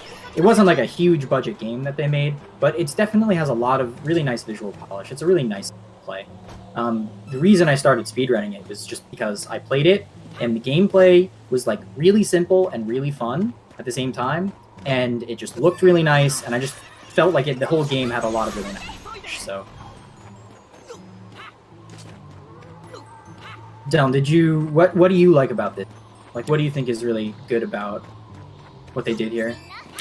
The effect of the snow falling. Well, yeah, that's this stage, but what about the game in general? In the game in general, I like the way the game goes, like the flow of the game, the battles. I like action RPGs in general, and this one reminded me of another game that I played before, E7. And I really, really like it because in this one you can pretty much attack, cast, use item with without really stopping the flow of the fight, except when you go into that ring menu, of course. But overall, I really like how the game plays out. And if you've played a lot of action RPGs, like me, I've played a lot of Dark Souls games, things like that are a lot more, a lot less forgiving. This game is a lot more simple. There's not as much going on. The difficulties are really nice, whether you have a lot of experience or not. The game is extremely accessible to a new player, either casually, even if you're not good at ARPGs. It's very accessible. And on hard, it is punishing enough that there is a... I played it on hard on my first playthrough, casual playthrough, and it gave me a hard time on some of the bosses. But it is very good. It's very much worth it if you like what you're seeing. But back to the story. The next spirit we're picking up is the Moon Spirit. And there isn't very much like overall story going on because we're just on a spirit collection mission. But here's the best point to upgrade some weapons. Just one, because if you see here, the weapon that I picked up for Kevin in the desert is actually one of the weapons I could have bought here. So that's why I said it's like a couple tiers of what you can get earlier, because it is. But now we've unlocked fire and water spirits, and what that gave Reese, like I said much earlier on, the spells in this game are locked, have an elemental affinity, and whether or not you can use them depends on whether or not you found their spirit. So we just got the fire and water spirits, and they allow Reese to cast magic up and attack up. So now she's online. She can do what she can do. And I no longer need like attack up items or anything like that. But this whole zone, you could explore this, and you should if it's casual, but for us, we can just go right to the boss and really not worry about it. The area was made that way for whatever reason. Yeah, you also don't need to use any moon read here, because this whole area is always set as nighttime. Yeah, not only is it always set to nighttime, it also resets the time counter to night. So if it's daytime outside of this area, when you get to this area, and then you leave, it'll still be nighttime. Which is useful for setting things up later. She just dead in one hit? No, she dodged the last hit. Nice job. So Ludgar, the way he works is another boss where a certain number of hits will stagger him. He doesn't have any desperation attack, but he does have this one attack where he gets bright red, which casts a counter attack, and I think even on easy, this attack could possibly one-shot you. Yeah, it does like 70-80%. It's a lot. But yeah, most of his attack deals a lot of damage. That stereo strike that you saw there, it's always better to use a CS attack that can lock him to remove him from doing it. Also, doing some damage or certain, I don't know which one it is, but doing a certain number of attacks or damage will stun him, like do it like a mini stun, and that will allow you to attack him a little bit before his next move. That was almost bad. I almost lost two characters at the same time. He's about to stagger, so I want to make sure everybody's set up to do full damage. And I messed it up, of course. It's fine.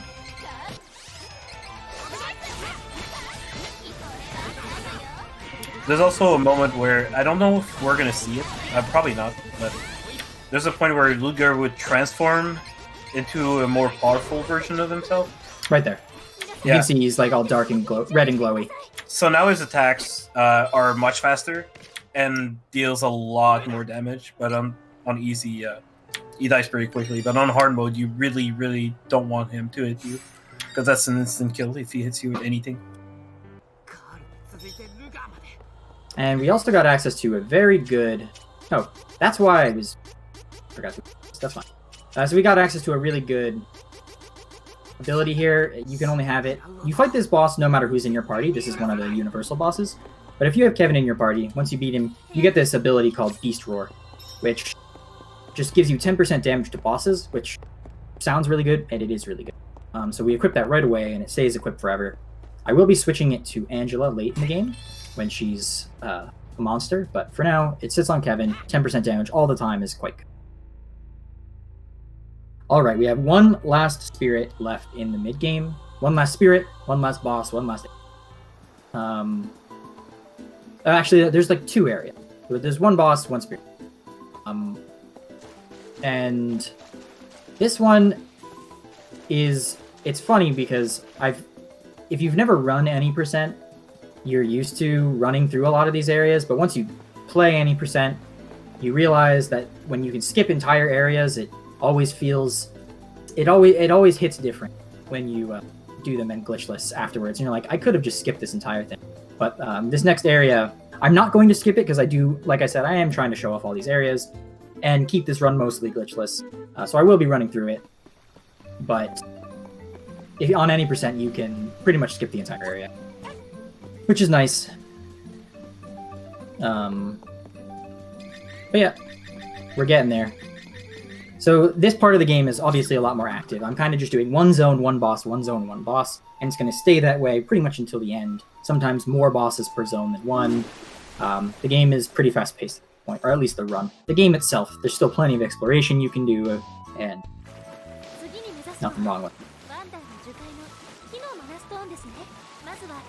So this is the Lamp Bloom Woods, because we're looking for the Wood Spirit, the last one, Dryad of the Wood Spirit. And we got a very fun track in the back here the whole time, even when monsters are beating you. But I could use a wrong rope right here. You see it's available, and if I did so, I would skip everything, but we won't do it. So, like I said before, how the world kind of has life. Charlotte is here, kind of investigating some stuff. You'll learn if you... I won't spoil her setup, but she does have an association with the elves that are supposed to be here. Which, of course, they do. That's where we're headed, to get their knowledge. But she's not very strong when she's not in your party, so we have a forced encounter to deal with. So what I'm going to do is, hopefully... Okay, the targeting wasn't my friend. It's fine. That's annoying. So, oh, she did get woken up. Good. These enemies can be real jerks. These are flying enemies that can ruin your day. So I want to make it's kind of slow, but I've had slower. I've had much worse. But that's a forced encounter. We don't like those. Clearly, it's very slow. And you can tell, like, encounters aren't super fast. So that's why we're keeping our experience super...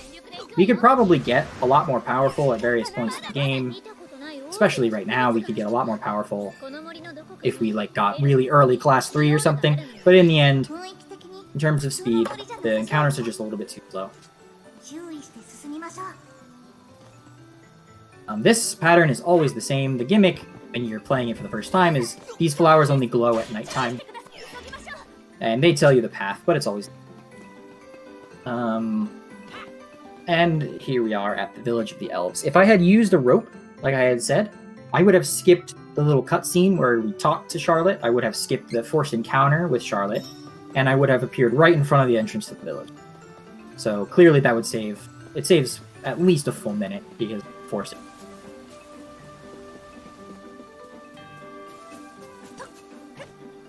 But we have to talk to the Elder for his information about the spirit and the Wood Spirit and the Wood Mana Stone. Oh, probably not the Wood Mana, but the spirit for sure. And he helps us out. He tells us where we need to go. And once again, I could rope out of here, and any percent, I would have used a rope right in front of the Elder and just gone to the entrance to the town, because I'm not interested in any of the shops or items here.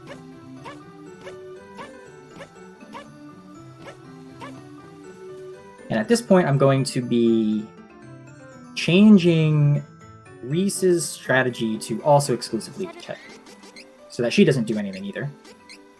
Because I specifically want her to not die, and this boss is one that's pretty...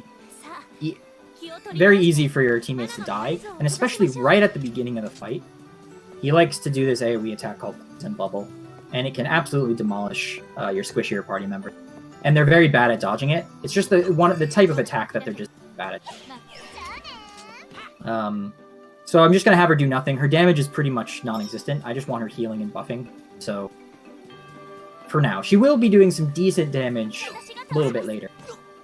I will be letting her attack. But for this fight in particular, I would like her to stay.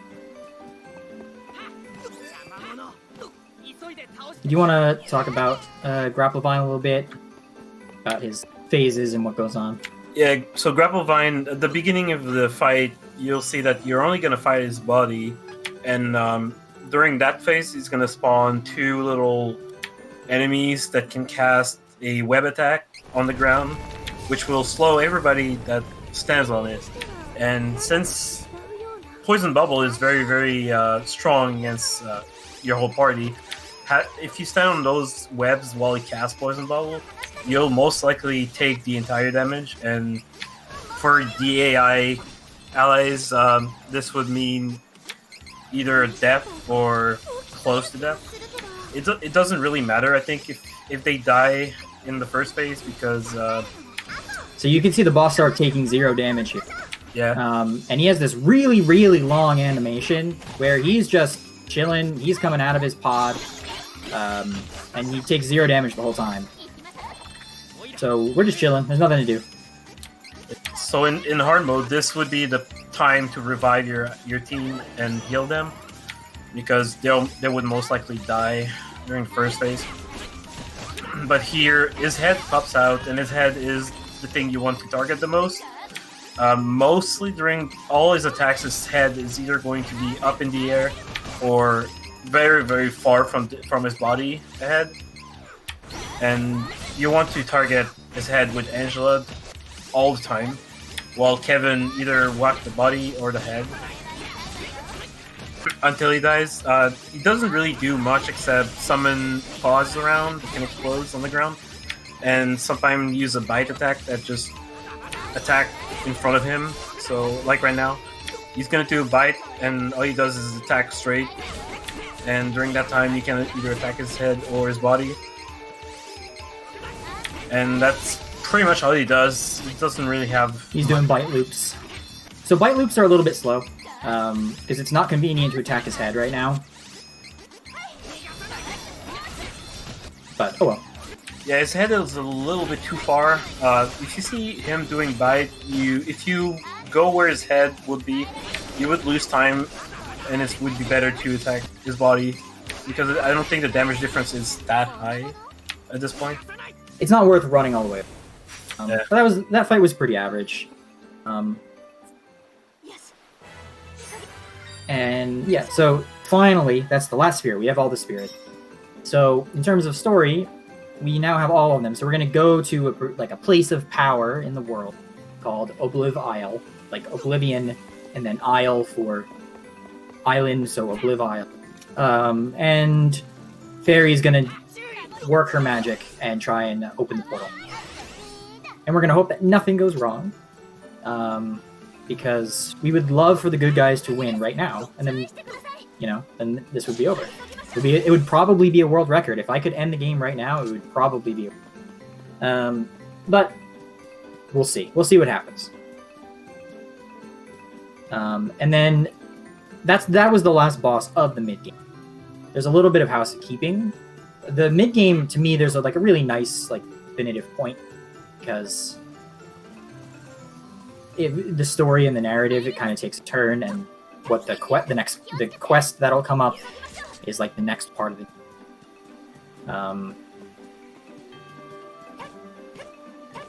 But this is the part that I'm going to hopefully skip the cutscenes as fast as I possibly, so that you get as little spoilers as possible. Although I don't really know how useful that is, because you're definitely going to be staying for the whole run, and you're going to see the ending anyway, but it's okay. I'll still be fast, just for you. Yeah, so this is a whole gauntlet of cutscenes. I think there's 5 cutscenes here.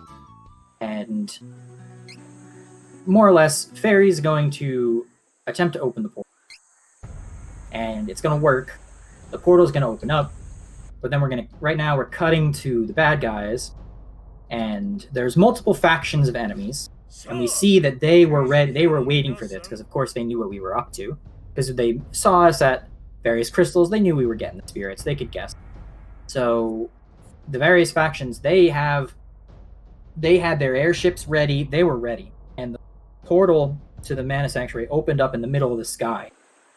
Not on the ground, not where we can access it, but it's in the middle of the sky, and all 3 evil factions, they had an airship or similar ready to go. So as soon as the portal opened up, all of the bad guys flew into the Sanctuary of Mana, and they got there first.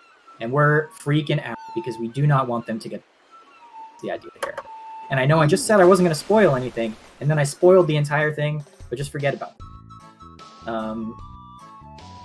But if you haven't played the game, you probably won't even remember this.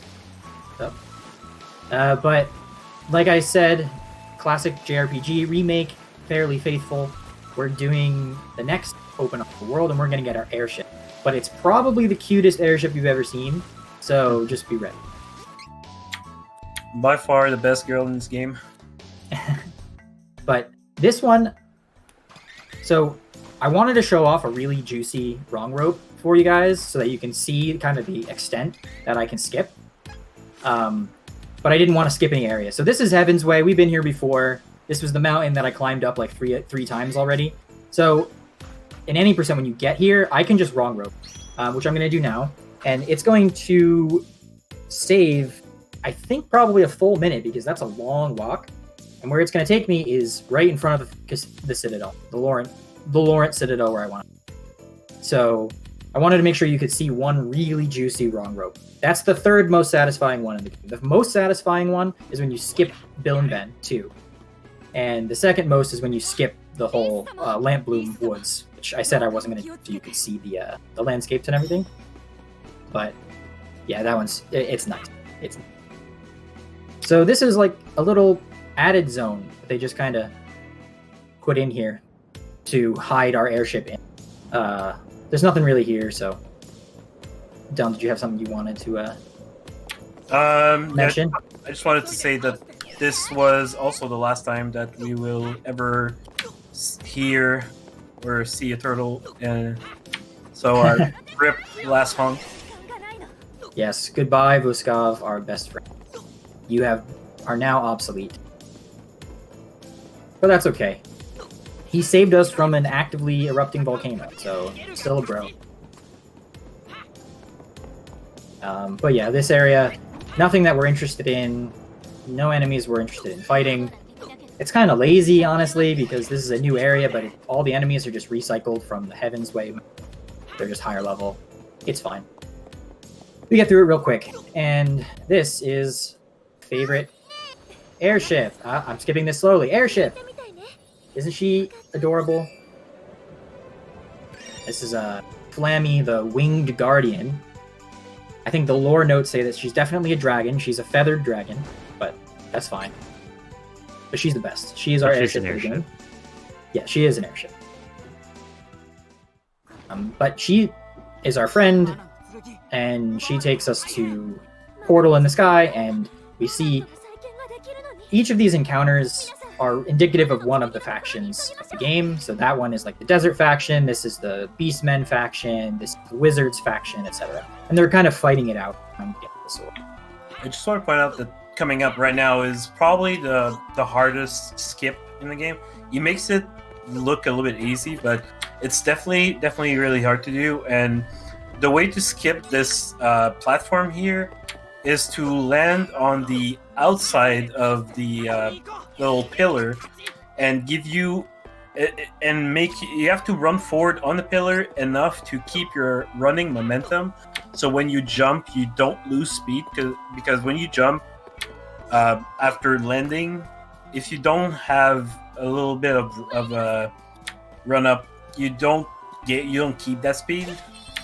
And that's the only way to make it up there. And you also have to attack and roll at very specific moment, because this is a very tight jump to do. Yeah, that's what I need to practice. But I think what we're going to do right now is we're going to pause the timer, and I think we're going to take a break. Is that right? We're just going to take a short break here. So just want to remind everyone, this is Testing Grounds, a show about showing off some new games. And what we're going to do here, we like to promote wellness here on GDQ Hotfix, and we're also going to be running some ads to support the Hotfix content. If anyone has a Twitch Prime sub laying around or $5, we would also very much appreciate that. But go take a stretch, grab a drink of water, follow twitch.tv/o_Rio7 or Deln as well. And we'll be right back after a few minutes.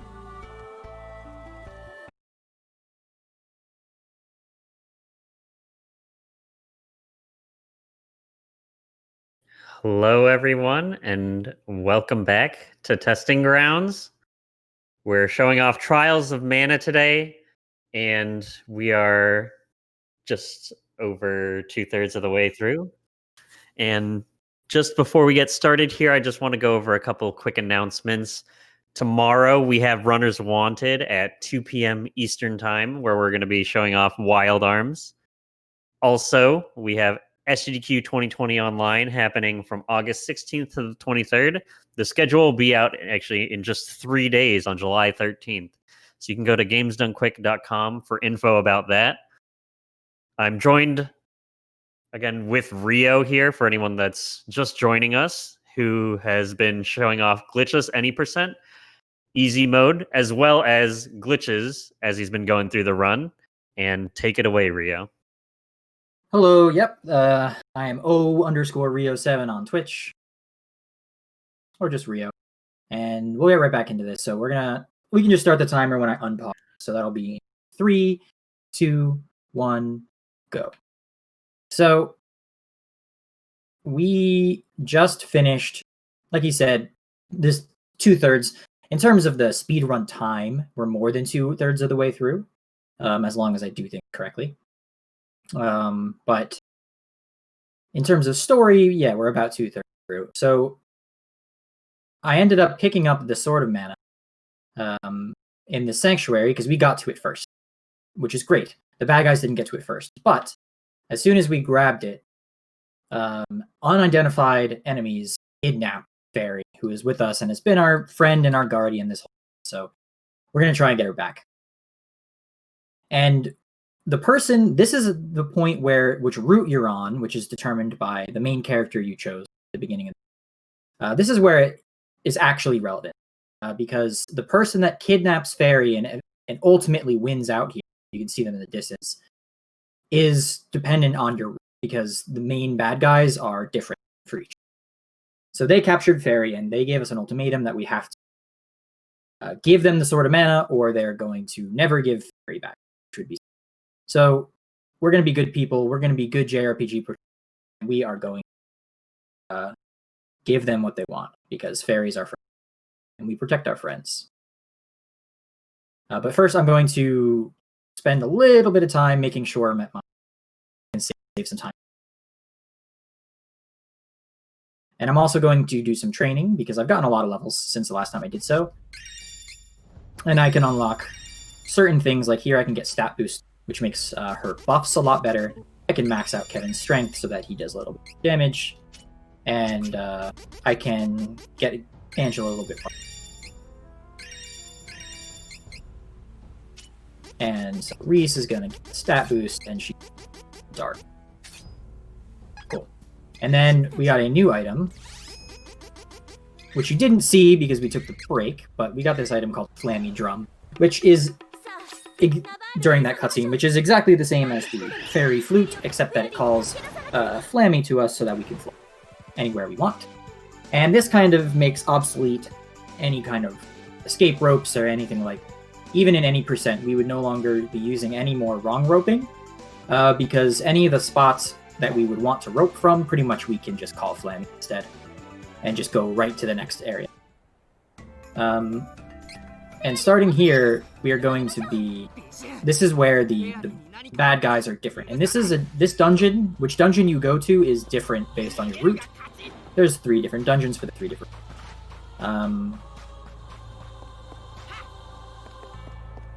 And there's some pretty good stuff here, because this is kind of opening up at the end game, and you can tell...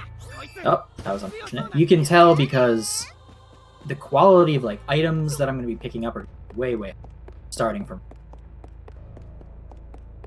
And sure. Yeah, so we're going to be picking up this weapon right here, which is a very strong weapon, and it's the only upgrade for Reese that we're going to be picking up the entire game. And it's just 6,000 money, which is a ton, as well as a decent accessory there.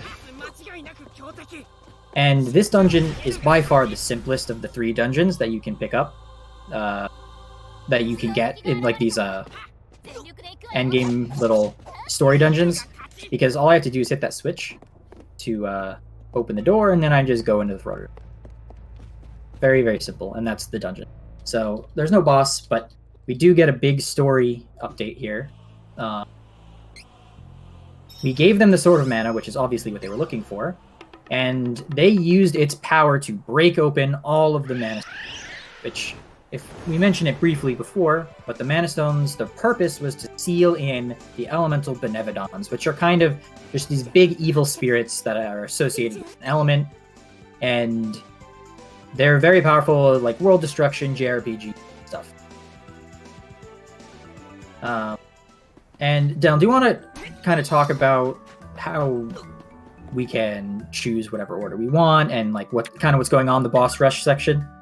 Yeah, so in this part of the run, whenever you give the Mana Sword, it opens up a lot of places where you couldn't go there before. Like in this case, the second part of the Fear Gorge, I think it's called, which will bring you to the first Benevodon, the Fire Benevodon, called Zandai, which is by far the closest and the easiest to do of the boss. And I'll talk about the fight when we get there, but also one thing that we can start picking up now are those question mark seeds. And the question mark seeds are used as a way to class up for class 3, and you get two of them per side you get, like light or dark. You'll get 2 variation of those, and with those you can class up to 3. And I think in this run you'll get class 3 after 6 Benevodon, if I'm not wrong, and you'll have the 6 seeds, so you'll pretty much have the class that you want. So the first fight here, Zanbai. Zanbai is, I would say, really easy for the most part, even on the hard mode. The first, because his patterns are pretty much set from the beginning until his second phase. In his first phase, he's going to yell at you and then summon spinning fire orbs around him. And during that time, he doesn't do anything but walk around.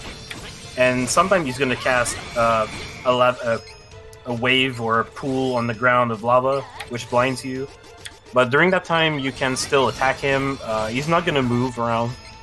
He's just going to chill there. He's going to cast... Oh, he can also cast Flame Saber on you. If he casts Flame Saber on Kevin, then you want to remove that. Or maybe not. I mean, you could.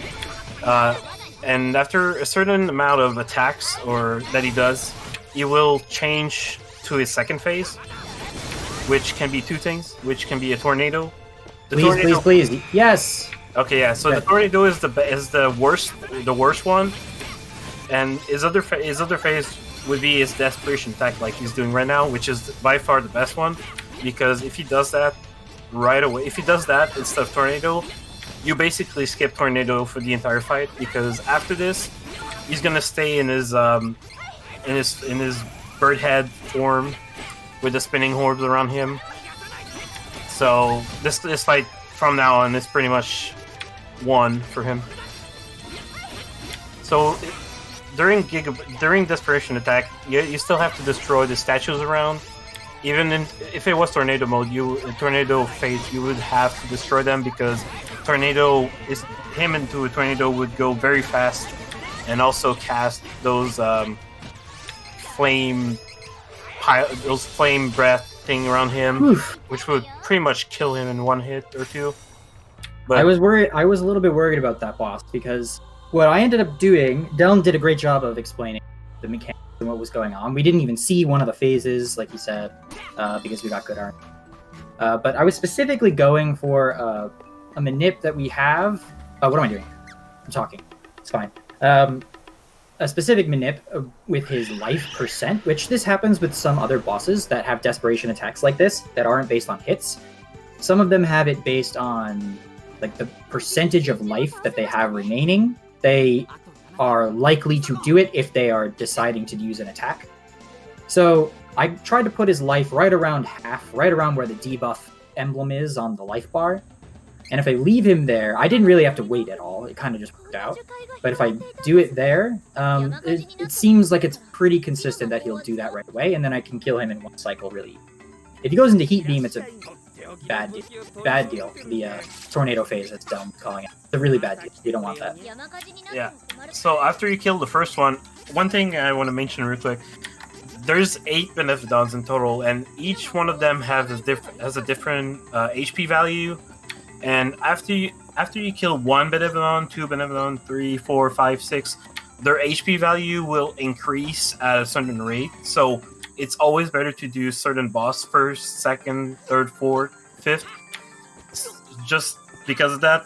In this case, Zandai is, I think, one of the lowest HP bosses around, and pretty easy to do. But the second one is going to be Mist Palm. Sadly, Mist Palm is it's not hard, but on hard this would be, I think, done third or fourth. Mainly because you need a little bit more levels to deal with him. But yeah, I forgot one thing. After you kill 1 Beneficon and 4 Beneficon, you saw that you talked to an NPC called Nicolo, aka Nikita, in the fan translation, I think. And they sell upgraded gear, weapon and armor on both of those vendors. And it's good to pick one weapon here for Kevin, and then I don't know if you pick it up on the 4th one or you wait till PETA for that. I'm gonna upgrade one weapon. 4th. Yeah, okay. So one after 4, and then one at one or 2 at PETA, I think, for Angela and maybe for Kevin if you have enough. You should. Yeah, I'll upgrade for both of them. Yeah. Too good not to. And maybe some armors if. Nope, no armor. No, okay. We on easy mode. Yeah, well, never know. But yeah, we're already at Mist Palm. I just traversed that whole area. I'm gonna double check my items. I put all of them on. Good. This boss, when I was first running the game, I reset multiple runs by having full party wipes. This boss is not very nice.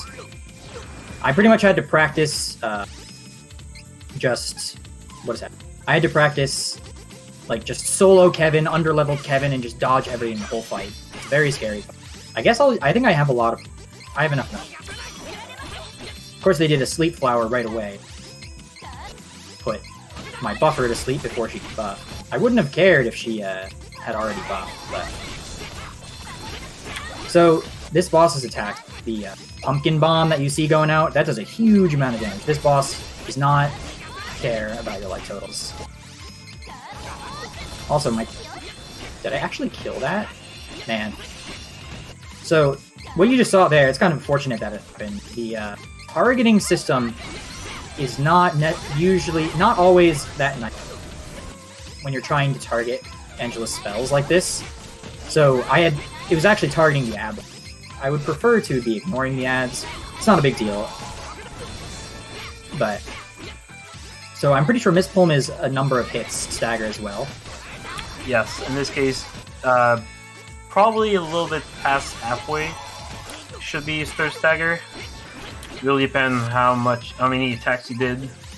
But most of his attack, if you don't deal with the pumpkins round, which you probably don't want to anyway, they start to stack up after a while, and they start to attack, they start to stack their attacks. So you can see 3, maybe sometimes 4 pumpkin bombs going on at the same time. Plus those sleeping that sleeping attack and the swipes. So there's a lot to keep track of during this fight.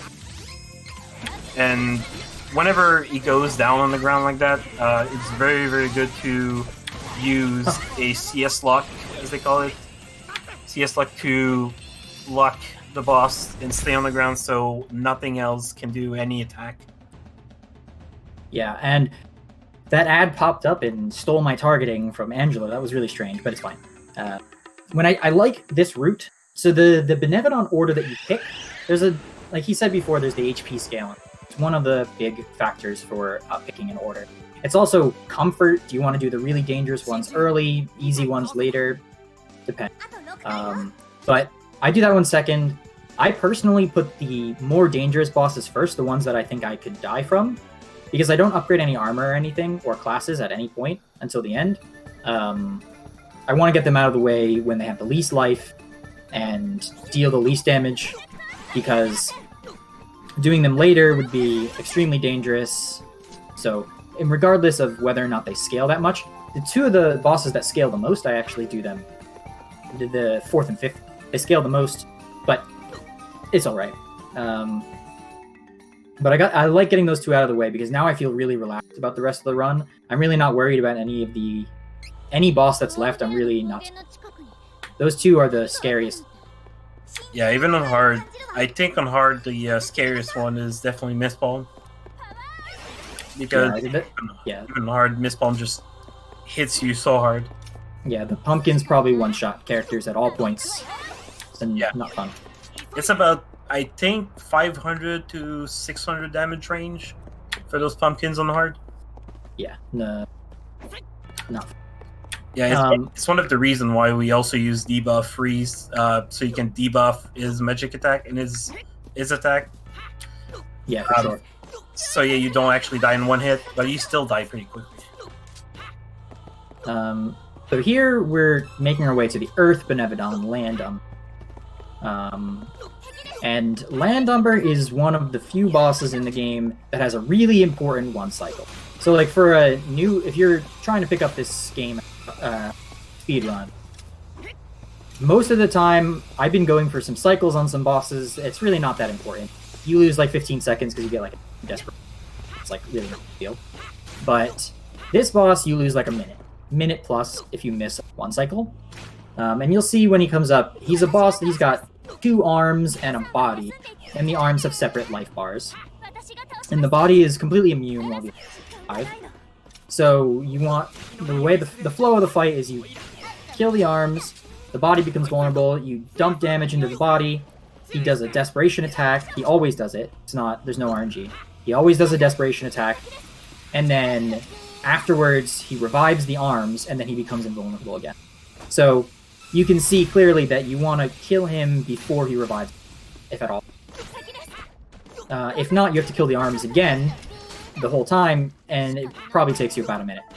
So, and advice to a new runner, if you're trying to figure out your Benevodon order, put Landumber early, so that you can get that one cycle, if you're trying for a good time. Otherwise, put him like 3rd to 5th. I think 3rd to 5th is like a good range. Yeah, I think 3rd or 5th is mostly guaranteed to cycle. Maybe one cycle if you're very lucky with the targeting of your AI friends. So this is another situation where Dark Force is really good, much better than when you don't have Angela. She's very good at killing the arm. You'll see also his attack patterns are not set. They're mostly always the same, where he punched the ground with one arm and the other just cast Earthquake. After one will die, he's still gonna use those attacks, but yeah, well, they're not gonna do much. You can still hit the arm when it's on the ground. He also casts this Ice Shard type of attacks on the arena, which is. I still... Huh? Yeah. No, you're good. Okay. So after you break up both arms, this is where the pattern is a little bit more fixed, because he will always cast as far as I know, he always casts Ice Shard. Another attack which I don't know the name. Also Stone Cloud, and then another Ice Shard. And then that's when he casts Desperation Attack, or Earthquake, yeah. I think that was the attack. But he's always going to use, I think, 3 or 4 attacks before casting Desperation Attack, which gives you a lot of time to deal a lot of damage. And in this case, if you had Duran in your party instead of Angela, you'd have him on Provoke and hopefully have him tank the Stone Cloud, so Kevin would be able to do all the damage. But he should be okay for the 1 cycle here. Yeah, this is definitely a 1 cycle, because whenever he gets staggered, it takes so much damage, and you still have that CS2 attack with Kevin. I'm not even gonna use it. You don't need to. Yeah, you see 1100 big damage. He probably takes 3 times damage. I think his stagger is like more than other. That's not confirmed, but that was like 1000 damage I saw at the end. Yeah, it was big. Okay, so 3 down. We've got 5 left, but the next 2 are definitely easier. And these 2, I haven't seen many people. I just lost my bearings. I want to go this one. Oh, goodness. This boss here, our good friend Dolan, the goat monster, really wants... he wants to defeat us, obviously. But we really want to 1 cycle, which not many people are going for. I haven't seen many other people actually going for a 1 cycle. I'm going to try for it. It's a little bit RNG based, because again, the theory here is he's another one that does it on life percent. So when his life gets below a certain percent, he's going to do his desperation. But he'll only do it if his life remains within a certain range. Like if he's within the 40% to 50%, he'll do it. My goal is I'm going to be doing a lockdown special and trying to dump as much damage as possible into him before he does the first one, so that he'll skip over that 40 to 50% and go into a different attack pattern, and then he'll do 1 cycle at the end, 1 desperation at the end, and then I'll kill him there. That's my plan, and I've gotten it pretty consistent. I think it's a lot easier with Anne, because my burst damage potential is much higher. Definitely. So, again, this is one that's really not a big deal. There's also a very slight chance that Dolan goes into a state that I like to call Berserk state, where at some point I think it's somewhere around 20-30% of his HP, he just starts going Berserk and just keeps pounding the arena. And he does that very quickly, so you can see the speed difference when he's going to do it, if he does it. I don't think he will. I've never seen that, so I don't think it's gonna happen. Yeah, I don't even know what you're talking about. It's something that I think only happened to me once on hard mode, and he just attacks super fast.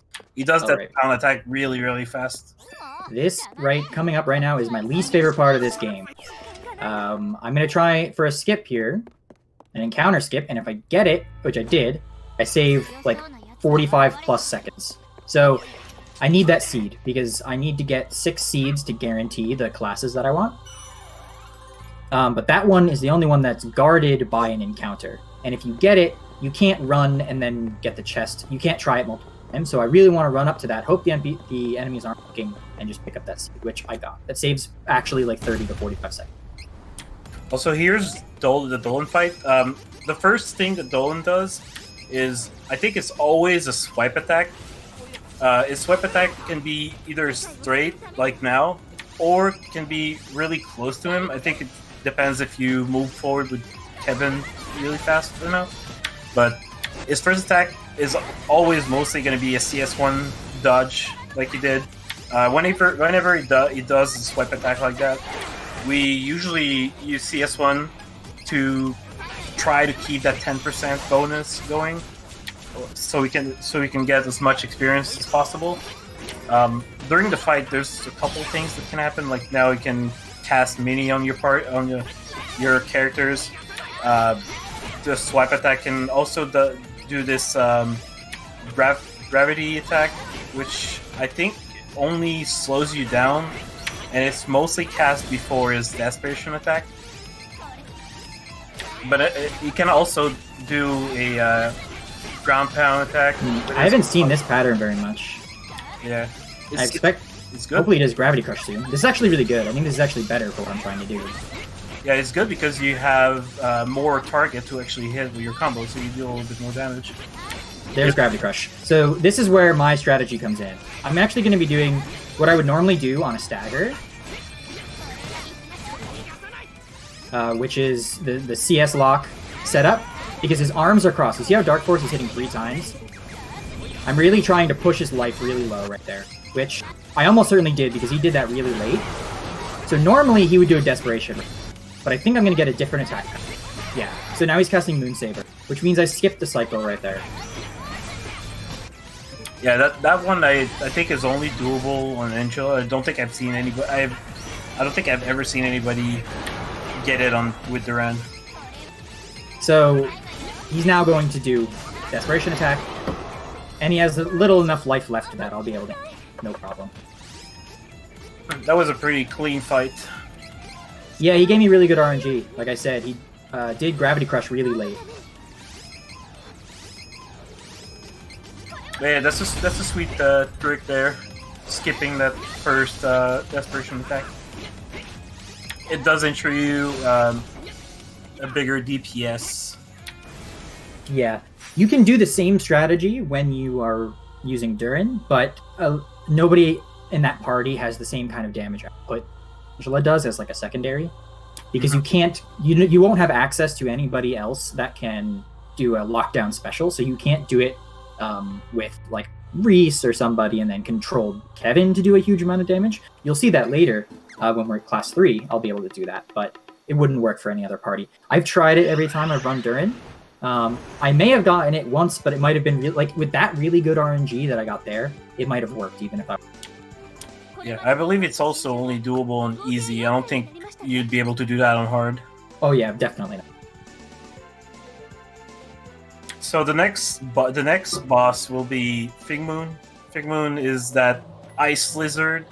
The fight itself, I think, could be done in three cycle, but I don't think I've ever seen anyone get it in 3 cycle. Maybe with Angela it's possible. I've tried it every single time I've done it, and I've never been able to get it. Because, like, I haven't figured out a place where you can put it where, like, he might skip a cycle or something and do a different attack pattern so you can get a bunch more damage. I've never actually seen it. So I just go for the normal fight, the standard fight. I think his attacks, his desperation attack always happens after 25% has been removed. 20 at 75, 50, and 25, but most of them will be very easy to do. All you do is hit him until he leaves the arena, destroy the icicles, and go to town. That's it. Yeah, this fight is like the least dangerous boss fight in this entire section of the game. It's like you could still die, but only if you really. You have to like miss the site. You have to miss the spike. So since I just did Dolan, I should have been getting a daytime right now, but it reset the nighttime. Very nice, because that was in that forest area. Yeah, going to the forest always. I think, like you said, way earlier before doing Ludgar, always resets to nighttime, to a specific moment in nighttime. So doing it there ensures that you get nighttime all the way to Peta, I think. I don't think I've ever had to use any Moon Read here in this Benevdon sequence. So that's how the cycles start. He's gonna go on the wall, and he's gonna throw down some icicles, and I just gotta break them before the circle fills up. Yeah, you see there during the first few seconds of the attack, The ground is very slippery, but after a little bit, the ground just cracks and you can walk around without really sliding. So it's a little bit easier to destroy them after. So that's the best RNG that I go for, is for him to immediately jump back on the wall. Yeah, after 50%, he mostly always just jumps back. And I have gotten him to do some other things, but I actually don't like it. Because you see how in this one there's 3? If you push him too low, he will do 4 of these instead. Early? Why did I do that combo? So, what I'm expecting to see, especially because I'm not even going to try, because I didn't rebuff enough, but I just want him to jump on the wall again. It's casting something first, but sure. Man, just jump on the wall. This is not going the way I would do. Jump on the wall. He's not being nice enough. That's fine. Hey, on the plus side, you're doing damage, but yeah, not very optimal. Yeah, I got a little complacent there. It's fine. So now there's 4 spikes. We just do it again. We just break the spikes.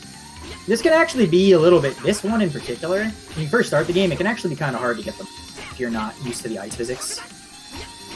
I'm actually going to be really close here. I think I'm fine. Yeah, no, you should be fine. There's no way. That's the biggest shame as a speedrunner of this game, is when you let a Benevodon get their attack off. Always feels weird. But that's standard, except that the last little phase was slow, but pretty standard. Yeah, there's this little funny thing here. I think if you jump or you get too close to the boss when he dies and he flips around, your character just get propelled all the way in the air during that fade out. So you just sends your character flying. 3 of them are left now.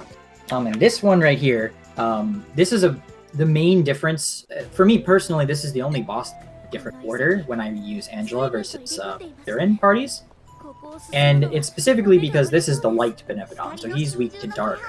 But when you're playing with Durin, you don't have access to any dark element right now.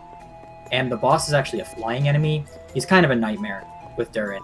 So you put him early so that he has less HP, because he is terrible to fight when you don't have Angela. But he is extremely weak to Dark Force. Dark Force is going to rip this guy to pieces, and it's going to multi-hit because he has 2 hitboxes. She's going to be a star. What's it like fighting this with Durin on hard? Do you have any kind of strats where you get it consistent? I wouldn't say consistent, but the way we do it is just cast Ice Saber, because if I remember, you deal less damage with every other saber but the ice one at that point. Maybe the earth one too, I'm not sure, I never tried with it. But we mostly just attack the boss until his desperation attack. Then when he staggers, that's when we use Kevin to CS Luck, so he can deal as much damage as possible, but you can't really control him if he starts teleporting around like crazy. Yeah, that's just one thing you don't want to happen. It's just him flying around the place. Fair enough. So it's kind of just a standard fight. Yeah, just do your best. There's not a lot of things to do during that boss fight on hard mode, because you just hope for the good RNG. You just use Kevin. That's all you can do. So this is the 6th seed that I'm picking up, which is what I need. But I need level 38 and 6 seeds to get the. So I'm going to show another any percent thing. So in general, going back to any percent, the Benevodon rush is pretty much the same. There's a few small skips, but you just kind of go through the bosses. So I would go this way for glitchless, because I went all the way around the circle to lower the water, open the doors, and stuff like that. So, but on any percent, I would, when I went here the first time, I wouldn't have touched any switches. I would go over here and I would do this thing called a partner boost. So it's kind of like a slide boost, which I described before. It lets me go way up in the air. And this is a partner boost, because what I'm doing here is I'm getting Angela stuck so that I can create an artificial corner so that I can then do the slide boost, gain that height. And it would let me go out of bounds there and jump over. And I could get over to this part without lowering the water in. You can kind of just skip this whole area. Just a nice little skip. Because the boss is right over here. Actually, yeah, Light Gazer in general is probably your worst nightmare whenever you run this game. Unless you use Angela. When you use Angela, it's just a pushover. But when you play a character like Kevin and Duran, which are only melee, and what this boss likes to do is jump around like crazy, and fly like that, stomp on you. You can't really do nothing but watch him. And there's also one attack that you can do, which is some kind of dash attack, which spawns those orb around. If you touch the orb, you have a chance. I don't think it happens every time, but you can get a debuff, an attack debuff on your characters. And when you play with Kevin, getting that debuff is really, really bad. Because you just always have to keep rebuffing, and the only way to rebuff when you have Duran in your party is using personal style, which is something you cannot get when you use Angela. But yeah, this is going pretty good right now. Using Angela, only using Dark Force the entire time, even when he's in the air, when he jumps, whatever. You don't really need to be next to him. It makes it a lot easier, and with the darkness, weakness, you can just see how much she's chunking him.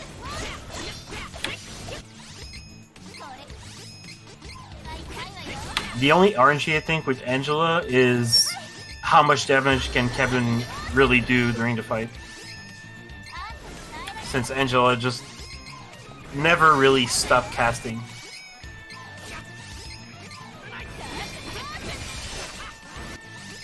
So I'm actually going to stop attacking with Kevin because he got Holy Sabered. And we're just going to let Angela finish it off. So Holy Saber, like Zandai, can heal him if you attack him with it. But since even the AI knows that they shouldn't attack him, but you don't really want to remove it because there's no point to it, since Angela is the damage dealer in this case. Yeah. So that was fairly standard. Sometimes it's faster, sometimes I kill him in one stagger. Whatever. Pretty standard. Now I very conveniently got exactly level 38 off of the boss, and I have 6 seeds, so we're going to go to class 3. And what you're going to notice at class 3 is that they are seriously broken. These classes are broken. As long as you pick damage-dealing ones, the damage they deal is absolutely insane. So the game is going to pick up very quickly. These boss fights, that took a little while because I had to go through phases, I was targeting. Nah, things are just going to die. And it's going to be obvious for the last Benevodon. It's going to be something. Just keep your eye on Angela whenever you get class 3 with her. That's where the fun starts. Yeah, so we're going to be doing Reese first, and Reese is just going to become a slightly better buffing class. This is one of the weaknesses of Light Reese. She doesn't get too much available to her from classing up here. The Dark Reese gets a little bit better. It makes the debuffs a little bit stronger in class 3. But the thing that we really like about Reese in class 3 here is that she gets access to 3rd class skill. Everybody will. But hers in particular, we finally have access to another lockdown skill. And it's really important because it lets me do 3 things at the same time. Lock him down with Reese's class skill, micromanage Angela to cast really powerful spells, and do full combos with all at the same time. And that is absolutely essential to the quick kill of the final boss. Requires this. It actually doesn't require this if you're using Angela, but I will be doing it because I don't know the other way. But when you're running Durin, it's absolutely essential for the quick kill and other quick kills on other bosses, because the amount of damage you can put out in just one little period of time is just so large. But yeah, Reese went light/dark. She becomes a little bit better at buffing. She gets access to buffing the whole party with a spell. Her buffs last indefinitely, just kind of quality.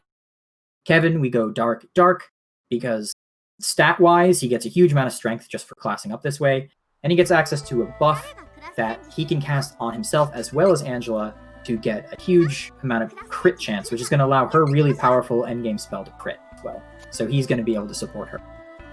And then Angela goes dark, because she gets access to a crazy powerful spell. It's the reason that people even tried to route her in at all. Dark Force is really good, but it wasn't... People weren't like completely convinced about her just from Dark Force. This ability is insane. If you think Dark Force was good, wait till you see Ancient Curse. Yeah, as he said, it's called Ancient Curse. And I don't know why it's called Ancient Curse. It should be called Meteor, because it literally just drops a bunch of meteors. It's very good. So we're going to get her upgraded buffs, and then that's it. She's just going to build up some strength for some not as powerful, but pretty good stuff. Yeah. She gets access to all the plus. Angela also get access to this one very good passive, Wound Magic All, which I think it does. Does it sacrifice HP? Yeah, so she already has something called Wound Magic, which makes her take some of her life. Whenever she casts a spell, she spends some life to deal extra damage. Now she's also going to take life from the entire party to deal extra. And you'll see that it's extremely... It's a lot. It's a lot of life. It's a lot of damage, so... And they all stack together. That's one of the cool things. You can make really broken characters and builds because all of the things kind of stack together. So... I can't actually get Kevin's ability yet. I need level 39. And it's not a big deal. This boss is going to melt regardless. But everybody else has access to everything that I can. So we're going to fight the last Benevodon in this section. Number 7. And this is also, I'm also going to show the last cool out-of-bounds skip in the Gust Hall, because if you remember the Wind Crystal, the Wind Stone, where we classed up the first time, that's in the Gust Hall, and of course the Benevodons, they were contained inside the stones, so we're going to locations of where the stones were, so we're going back to Gust Hall. And I'll be able to show off the way that any percent goes through that area. And any percent goes there twice, and they do this both times. And it's a little bit scary, because as you'll see, it's very, very easy to soft. And every time you softlock, you have to load your autosave. So it probably costs you like 30 seconds, 35 seconds every time you softlock. And you can softlock just by kind of falling out, because you're going to be out of bounds, and then you fall out and you just endlessly fall into the pit. And you have to get out.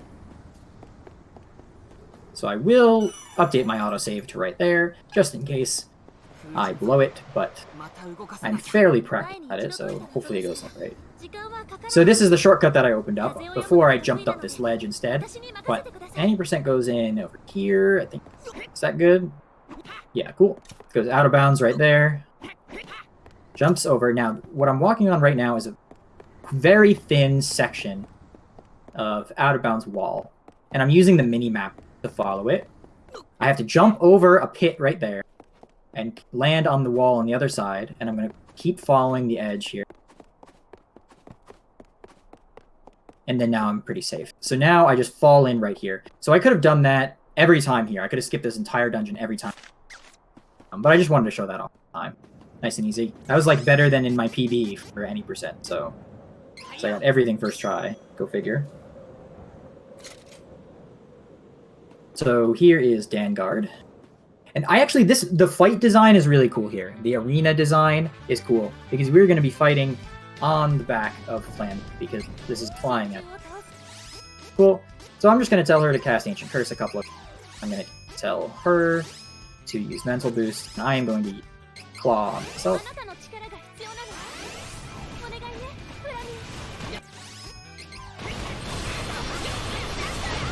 So you're going to see some meteors falling, and they're going to do some big damage. Yeah, don't blink because you'll miss it. I want to make sure she doesn't die here. So during the fight, there is... I don't know about Angela because you kill him so fast. Yeah, so there's a thing that can happen where Vanguard switches sides, which makes him. I don't think you can target him on the other side with a male character, but with Angela, I never actually played. No, I'm pretty sure he's completely untargetable, and I think it only happens if you do not interrupt one of his attacks. If you let him go off, he will always flip sides. Oh, not always, but he's very likely to. And I kind of botched that, but it's okay. That was still quick. Trust me. Just trust me. Just watch the PB. I did it better on the PB. It's fine.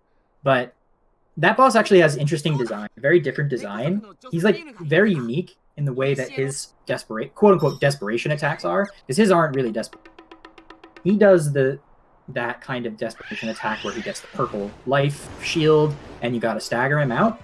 He does that constant, like back to back to back. And if you don't, and he staggers for a very short amount when you do it, but that's just kind of his design. It's very different from any other boss. Yeah, even playing Duran or Angela, the boss just dies super quickly. It really does. There's not a lot of difference even on hard mode. All you have to do is just keep staggering him, and every time, and you'll just get through without really too much trouble. You can still die from melee attacks, or his peck attack, or his spin attack. But if you see it coming, then you don't really have anything to fear. So what we're going to do right now is we're going to rest at an inn that apparently there's somebody behind the curtain. We're going to rest there in the middle of an abandoned area because we decided that was what the quest marker would do. Oh, look, it's different. So story-wise, we don't know where the last Benevolent. The Darkness Benevodon. We never came across the crystal, the mana stone for it. Do I have enough money? I don't. I gotta change it. We don't know where the Darkness Stone is. We never came across it in our travels. I think the story is that some Dark Lord, or maybe it's specifically the Dragon Lord, like teleported the Dark Stone somewhere else. So we don't know where it is. So we're trying to find out. And we go to this ancient capital because we might find out. And of course, we are going to find out. But it's like this weird, unexplained thing that it's like exists outside of time or something like that. Like when we rest at the inn, we travel back in time. That's what this is. We're in this place back in time. But it's confusing. I don't really know what's going on. But whatever. But this is just plot. You just talk to NPCs. They tell you the story of where the Darkstone is, and then the quest. And also, this is the last. This sells the best equipment in the game that you can buy from shop. There are ultimate weapons that you can get that I will not be touching in any way because they're slow. But you can get them when you're playing casually. You can get all of them. But this is the best equipment out of that. So this next dungeon is the other big piece of game that's different based on your route. There was the 4 Benevodons, you go to a different place, and here we go to a different final dungeon or 2 dungeons. And on this route, we're going to the Dark Cavern, and the Dark, very dark, very edgy, you know. And this is going to be really fast. So on a PB, if I were on PB page, I would want to be done with these 2 dungeons and their 1, 2, 3, 4, 5, 6 bosses in like 20 minutes or less total. With the last 4 bosses taking me less than 8 minutes would be the hope. Probably be a little slow here, but that's natural. But this is where, and that's solely because of Class and how strong Class 3 makes you. Really makes some of these bosses, like the next boss can do some stuff that a little bit annoying, but a lot of the other bosses, they're just die. So I will take the autosave just in case I screw up terribly. I have have to make nighttime because I rest at the inn in Peta to the story go forward. I also have to train Kevin to have the ability that I want him to have. 21. Get Moon and cool. And then we're gonna fight this. Yes, Zabulfar being the last Benevodon of Darkness, is also, I would say, not very hard based on the difficulty. It always starts with fighting the two heads on the sides, and whenever you kill both head, the main head will spawn, and then we'll respawn the two heads on the sides, and then that's when you want to beat the middle head on this difficulty. There's also a chance that they can start doing desperation attack early. I think I've seen that happen once. It's not something you really want that to happen. Oh, it's very, very slow. To me, that's how I fail this boss. If I end up getting that, that's how I consider it a failure, personally. Because it would take, I think it takes like 5 to 7 seconds for them to just start the attack, which is very, very long.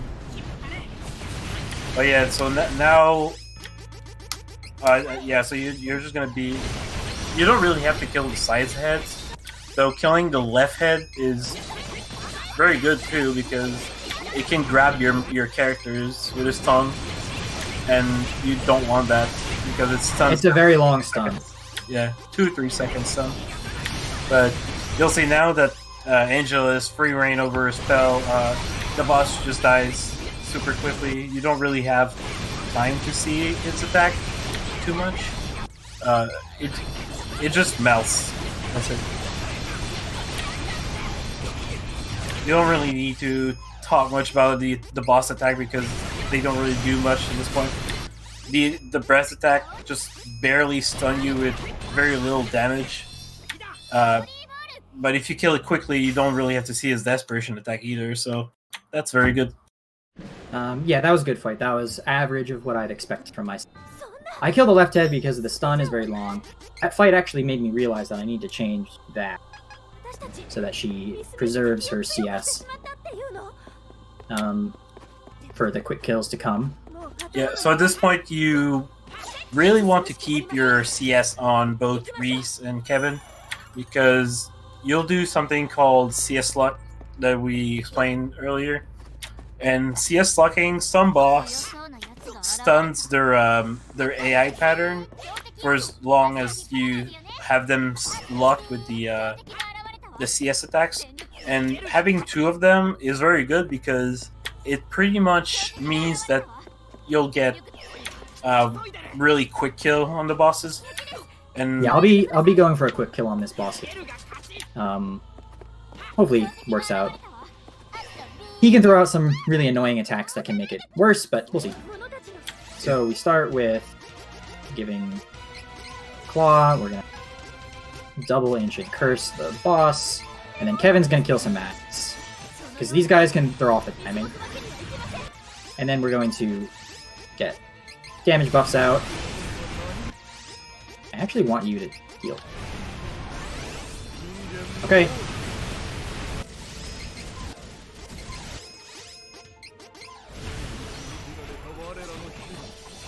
So, where is he?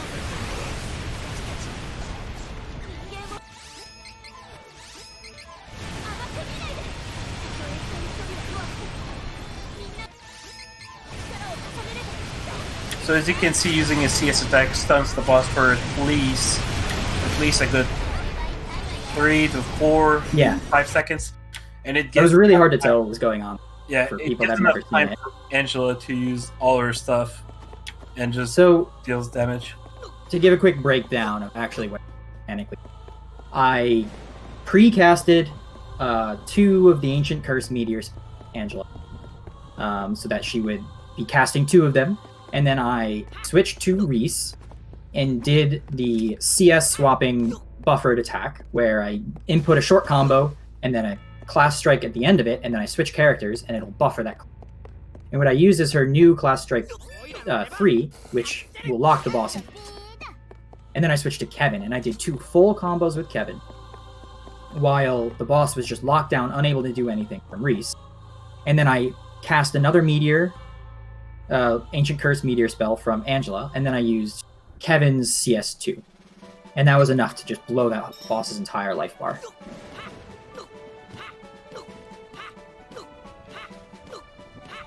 So that's it. That's the Dark Cavern part. So now we're going to do the Dark Castle. And this is another, again, personally, this reminds me of SNES, platformers, RPGs, just kind of older game design. We're going to do a bunch of refights now. Classic refights. So, and the refights, which refights you do depend on your route. But every boss that you're about to see, we've already fought before. But they're going to die a little bit faster, I'd say. Just a little bit. Because I'm a little bit strong. But first, so what I just did there, I went around the left and I turned off a couple switches to turn off fire. But any percent, once again, any percent doesn't really care about your problems and just decides to do a little partner boost and just kind of skip over. It would have been the exact same thing on the other side. You didn't miss it. Just wanted to show off. But any percent would do that on both of those to just not have to deal with that.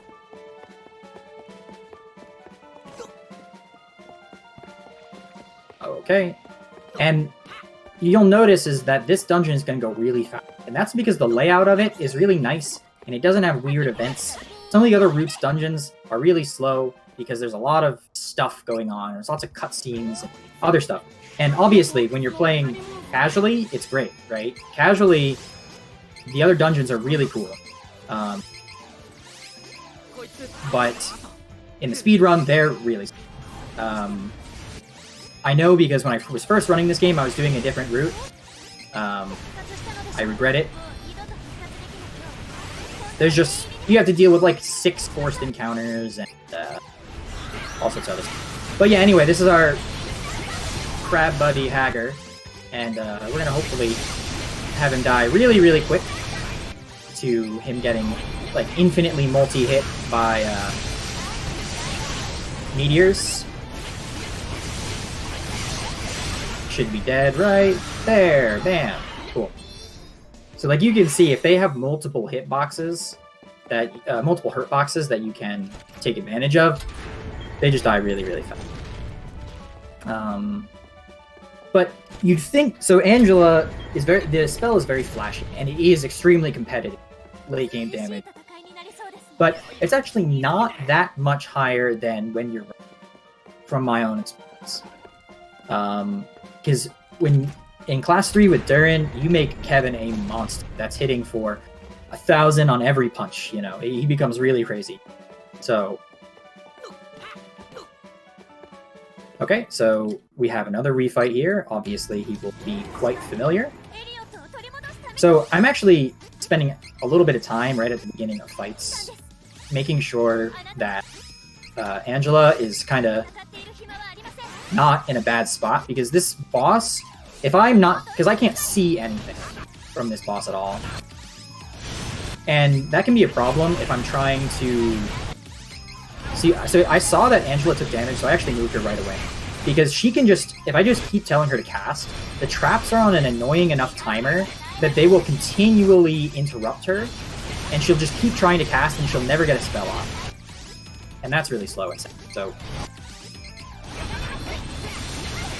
this is one of those bosses that's actually faster with Durin, because I'm pretty sure this boss is very resistant to magic. Although it's about the same damage, except that with Kevin you'd be doing around, I think, 700 to 800 damage on Zenoa. Yeah, so I'm still doing respectable damage with Kevin, but it's nowhere near the damage you're doing. But you could see that the Ancient Curse was hitting for 600 of each of the small ones, and then the last hit did a crit for 3,000 damage. Big damage. Okay, and a couple more screens, and then we're on the third refight. You can see why this might take only like 8 minutes or so if you were on really fast pace. Yeah, compared to to the was it Dark Castle, I think, or not Dark Castle? What's the other one? I forgot the name of the Mirage Palace. Yeah, Mirage Palace. Mirage Palace is by far, I think, the longest one. It's so long because you have to do. I think it's 8 portals in a sort of not certain order, but you have to do 8 portals to gain access to the main building, and those portals can take a long time to do because you cannot skip them. You have to do them, and in this case, Dark Castle, you can just skip everything and go directly to the bosses.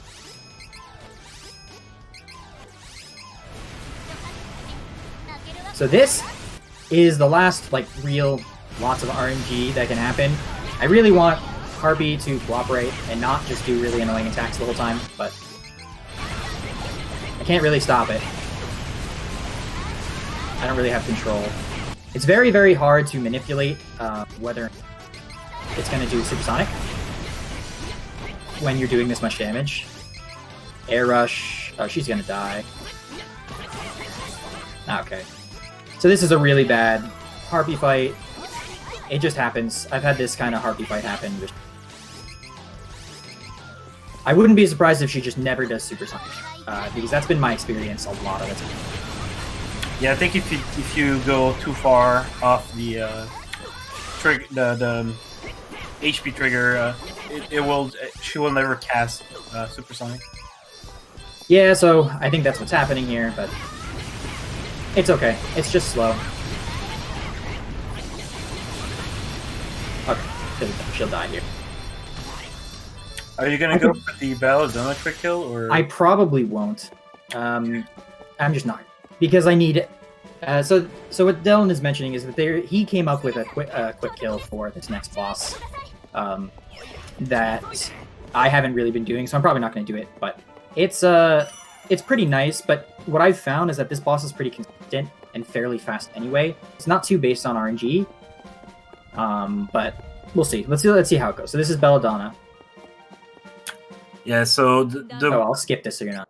I think I'll just explain how the quick hit goes while you go through the fight, and I'll just explain the attacks at the same time. But the first thing that Belladonna does, if she can cast different, 3 or 4 different attacks.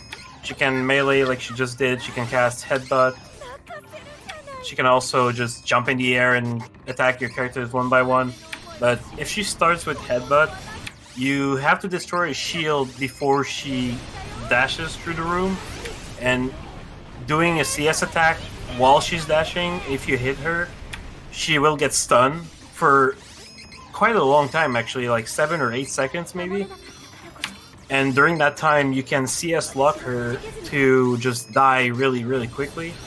But it removes the ability to do the quick kill on Archfiend at the end. Yeah. So I got really good RNG. So she didn't even use head, so I couldn't have even gotten the quick kill of her too.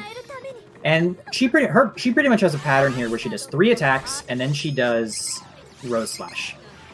And after Rose Slash, she goes immediately into her Desperation attack, always. And it's really, really slow. Like, you see how long she's just standing here doing nothing? This is before she casts it, and then she does her Desperation attack. So I guaranteed I'm going to kill her before I just pop her Desperation, a couple more meteors, and she's just... Like, it's so fast, you barely even get to see the fight. And it's not even different on hard mode. This part of the game, on hard mode, the fight goes like just as... Okay, so that was the second to last boss of the game. We're within 3 minutes of the run being over. Or so. So now we just have to... When I played this dungeon casually, I made the big mistake of thinking I was done and magic roping out of the castle after that boss fight. You're not done yet, don't do that. It brings you to the beginning. You have to run all the way through again. So we have to go and talk to... We just have to see the cutscenes, because the real big bad you don't even see until 3 minutes until you're almost done with the game. We're going to see the big bad here. And he's got a pretty terrible name of His Dark Majesty. Don't really know how to feel about it, but he's got a backstory, he's got some lore. I'm not going to go into it. And maybe because I don't actually know it, you can decide that for you.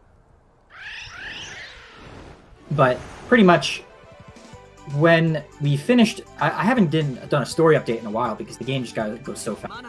So we hunted down all the Benevodons, and then when we got the 8th one, the enemy once again thwarted us and knew what we were doing. And as soon as we took the last one, they kind of combined all the energy that they released into like big energy and gave it to his dark magic. So he was really powerful.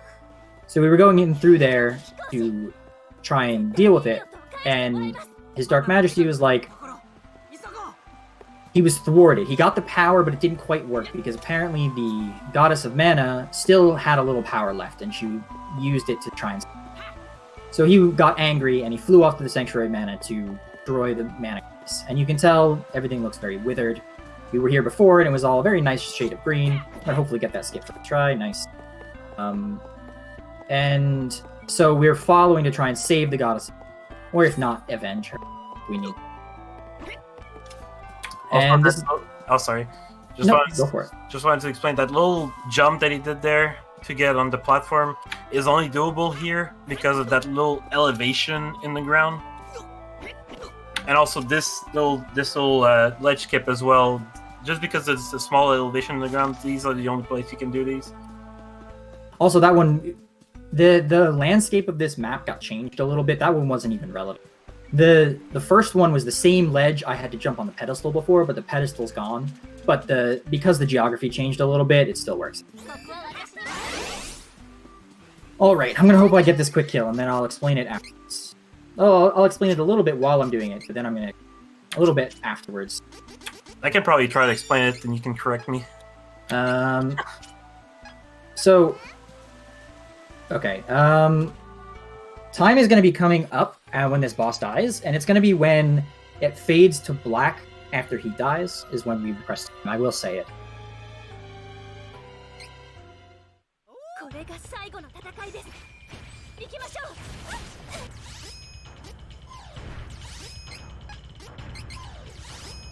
Alright, I'll try to explain while you're doing it, but you see how the boss casts 3 attacks and then waits and then casts another 3 attacks. He's gonna cast 3 times those 3 attacks around and then cast a type change. The quick kill is gonna happen during the type change. I'll just let you do it. Okay.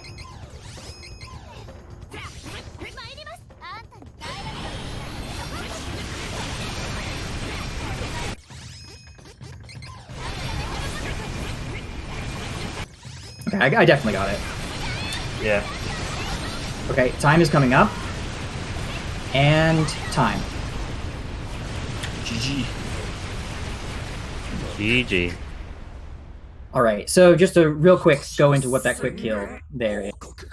This boss has 2 forms, and you're supposed to fight both forms. So once his life gets to about, I think, 75%, that's loud. Once his boss gets to like 75%, he will switch to his second form, which is kind of the real form of the boss. He gets arms. He's a lot cooler. But by taking advantage of the type change, so the way his attack pattern works, like Dylan said, he was accurate. It's going to do 3 attacks, and then he's going to type change, and then he's going to do more attacks. But he commits to the attack pattern when he does type change. So I put his life to about 80% or so. And then I wait to see type change on the screen, because that means he's committed to a new pattern. And then I queue up spells, and I do CS locking, and I burst the rest of his 75%. And there's a little bit of leniency, but if I miss that, he will transform and go back to full life, and I lose like a minute. So that was good. Anyway, that was a good run. What was the final time? 3:18:54. That sounds perfect with the amount of showing off and stuff I did. Yeah, that was a very, very nice run from you, Rio. Just want to give a chance for you and Delm. Do you two have any shout-outs or anything that you want to say? Yeah, I want to shout out the Trials Meta community.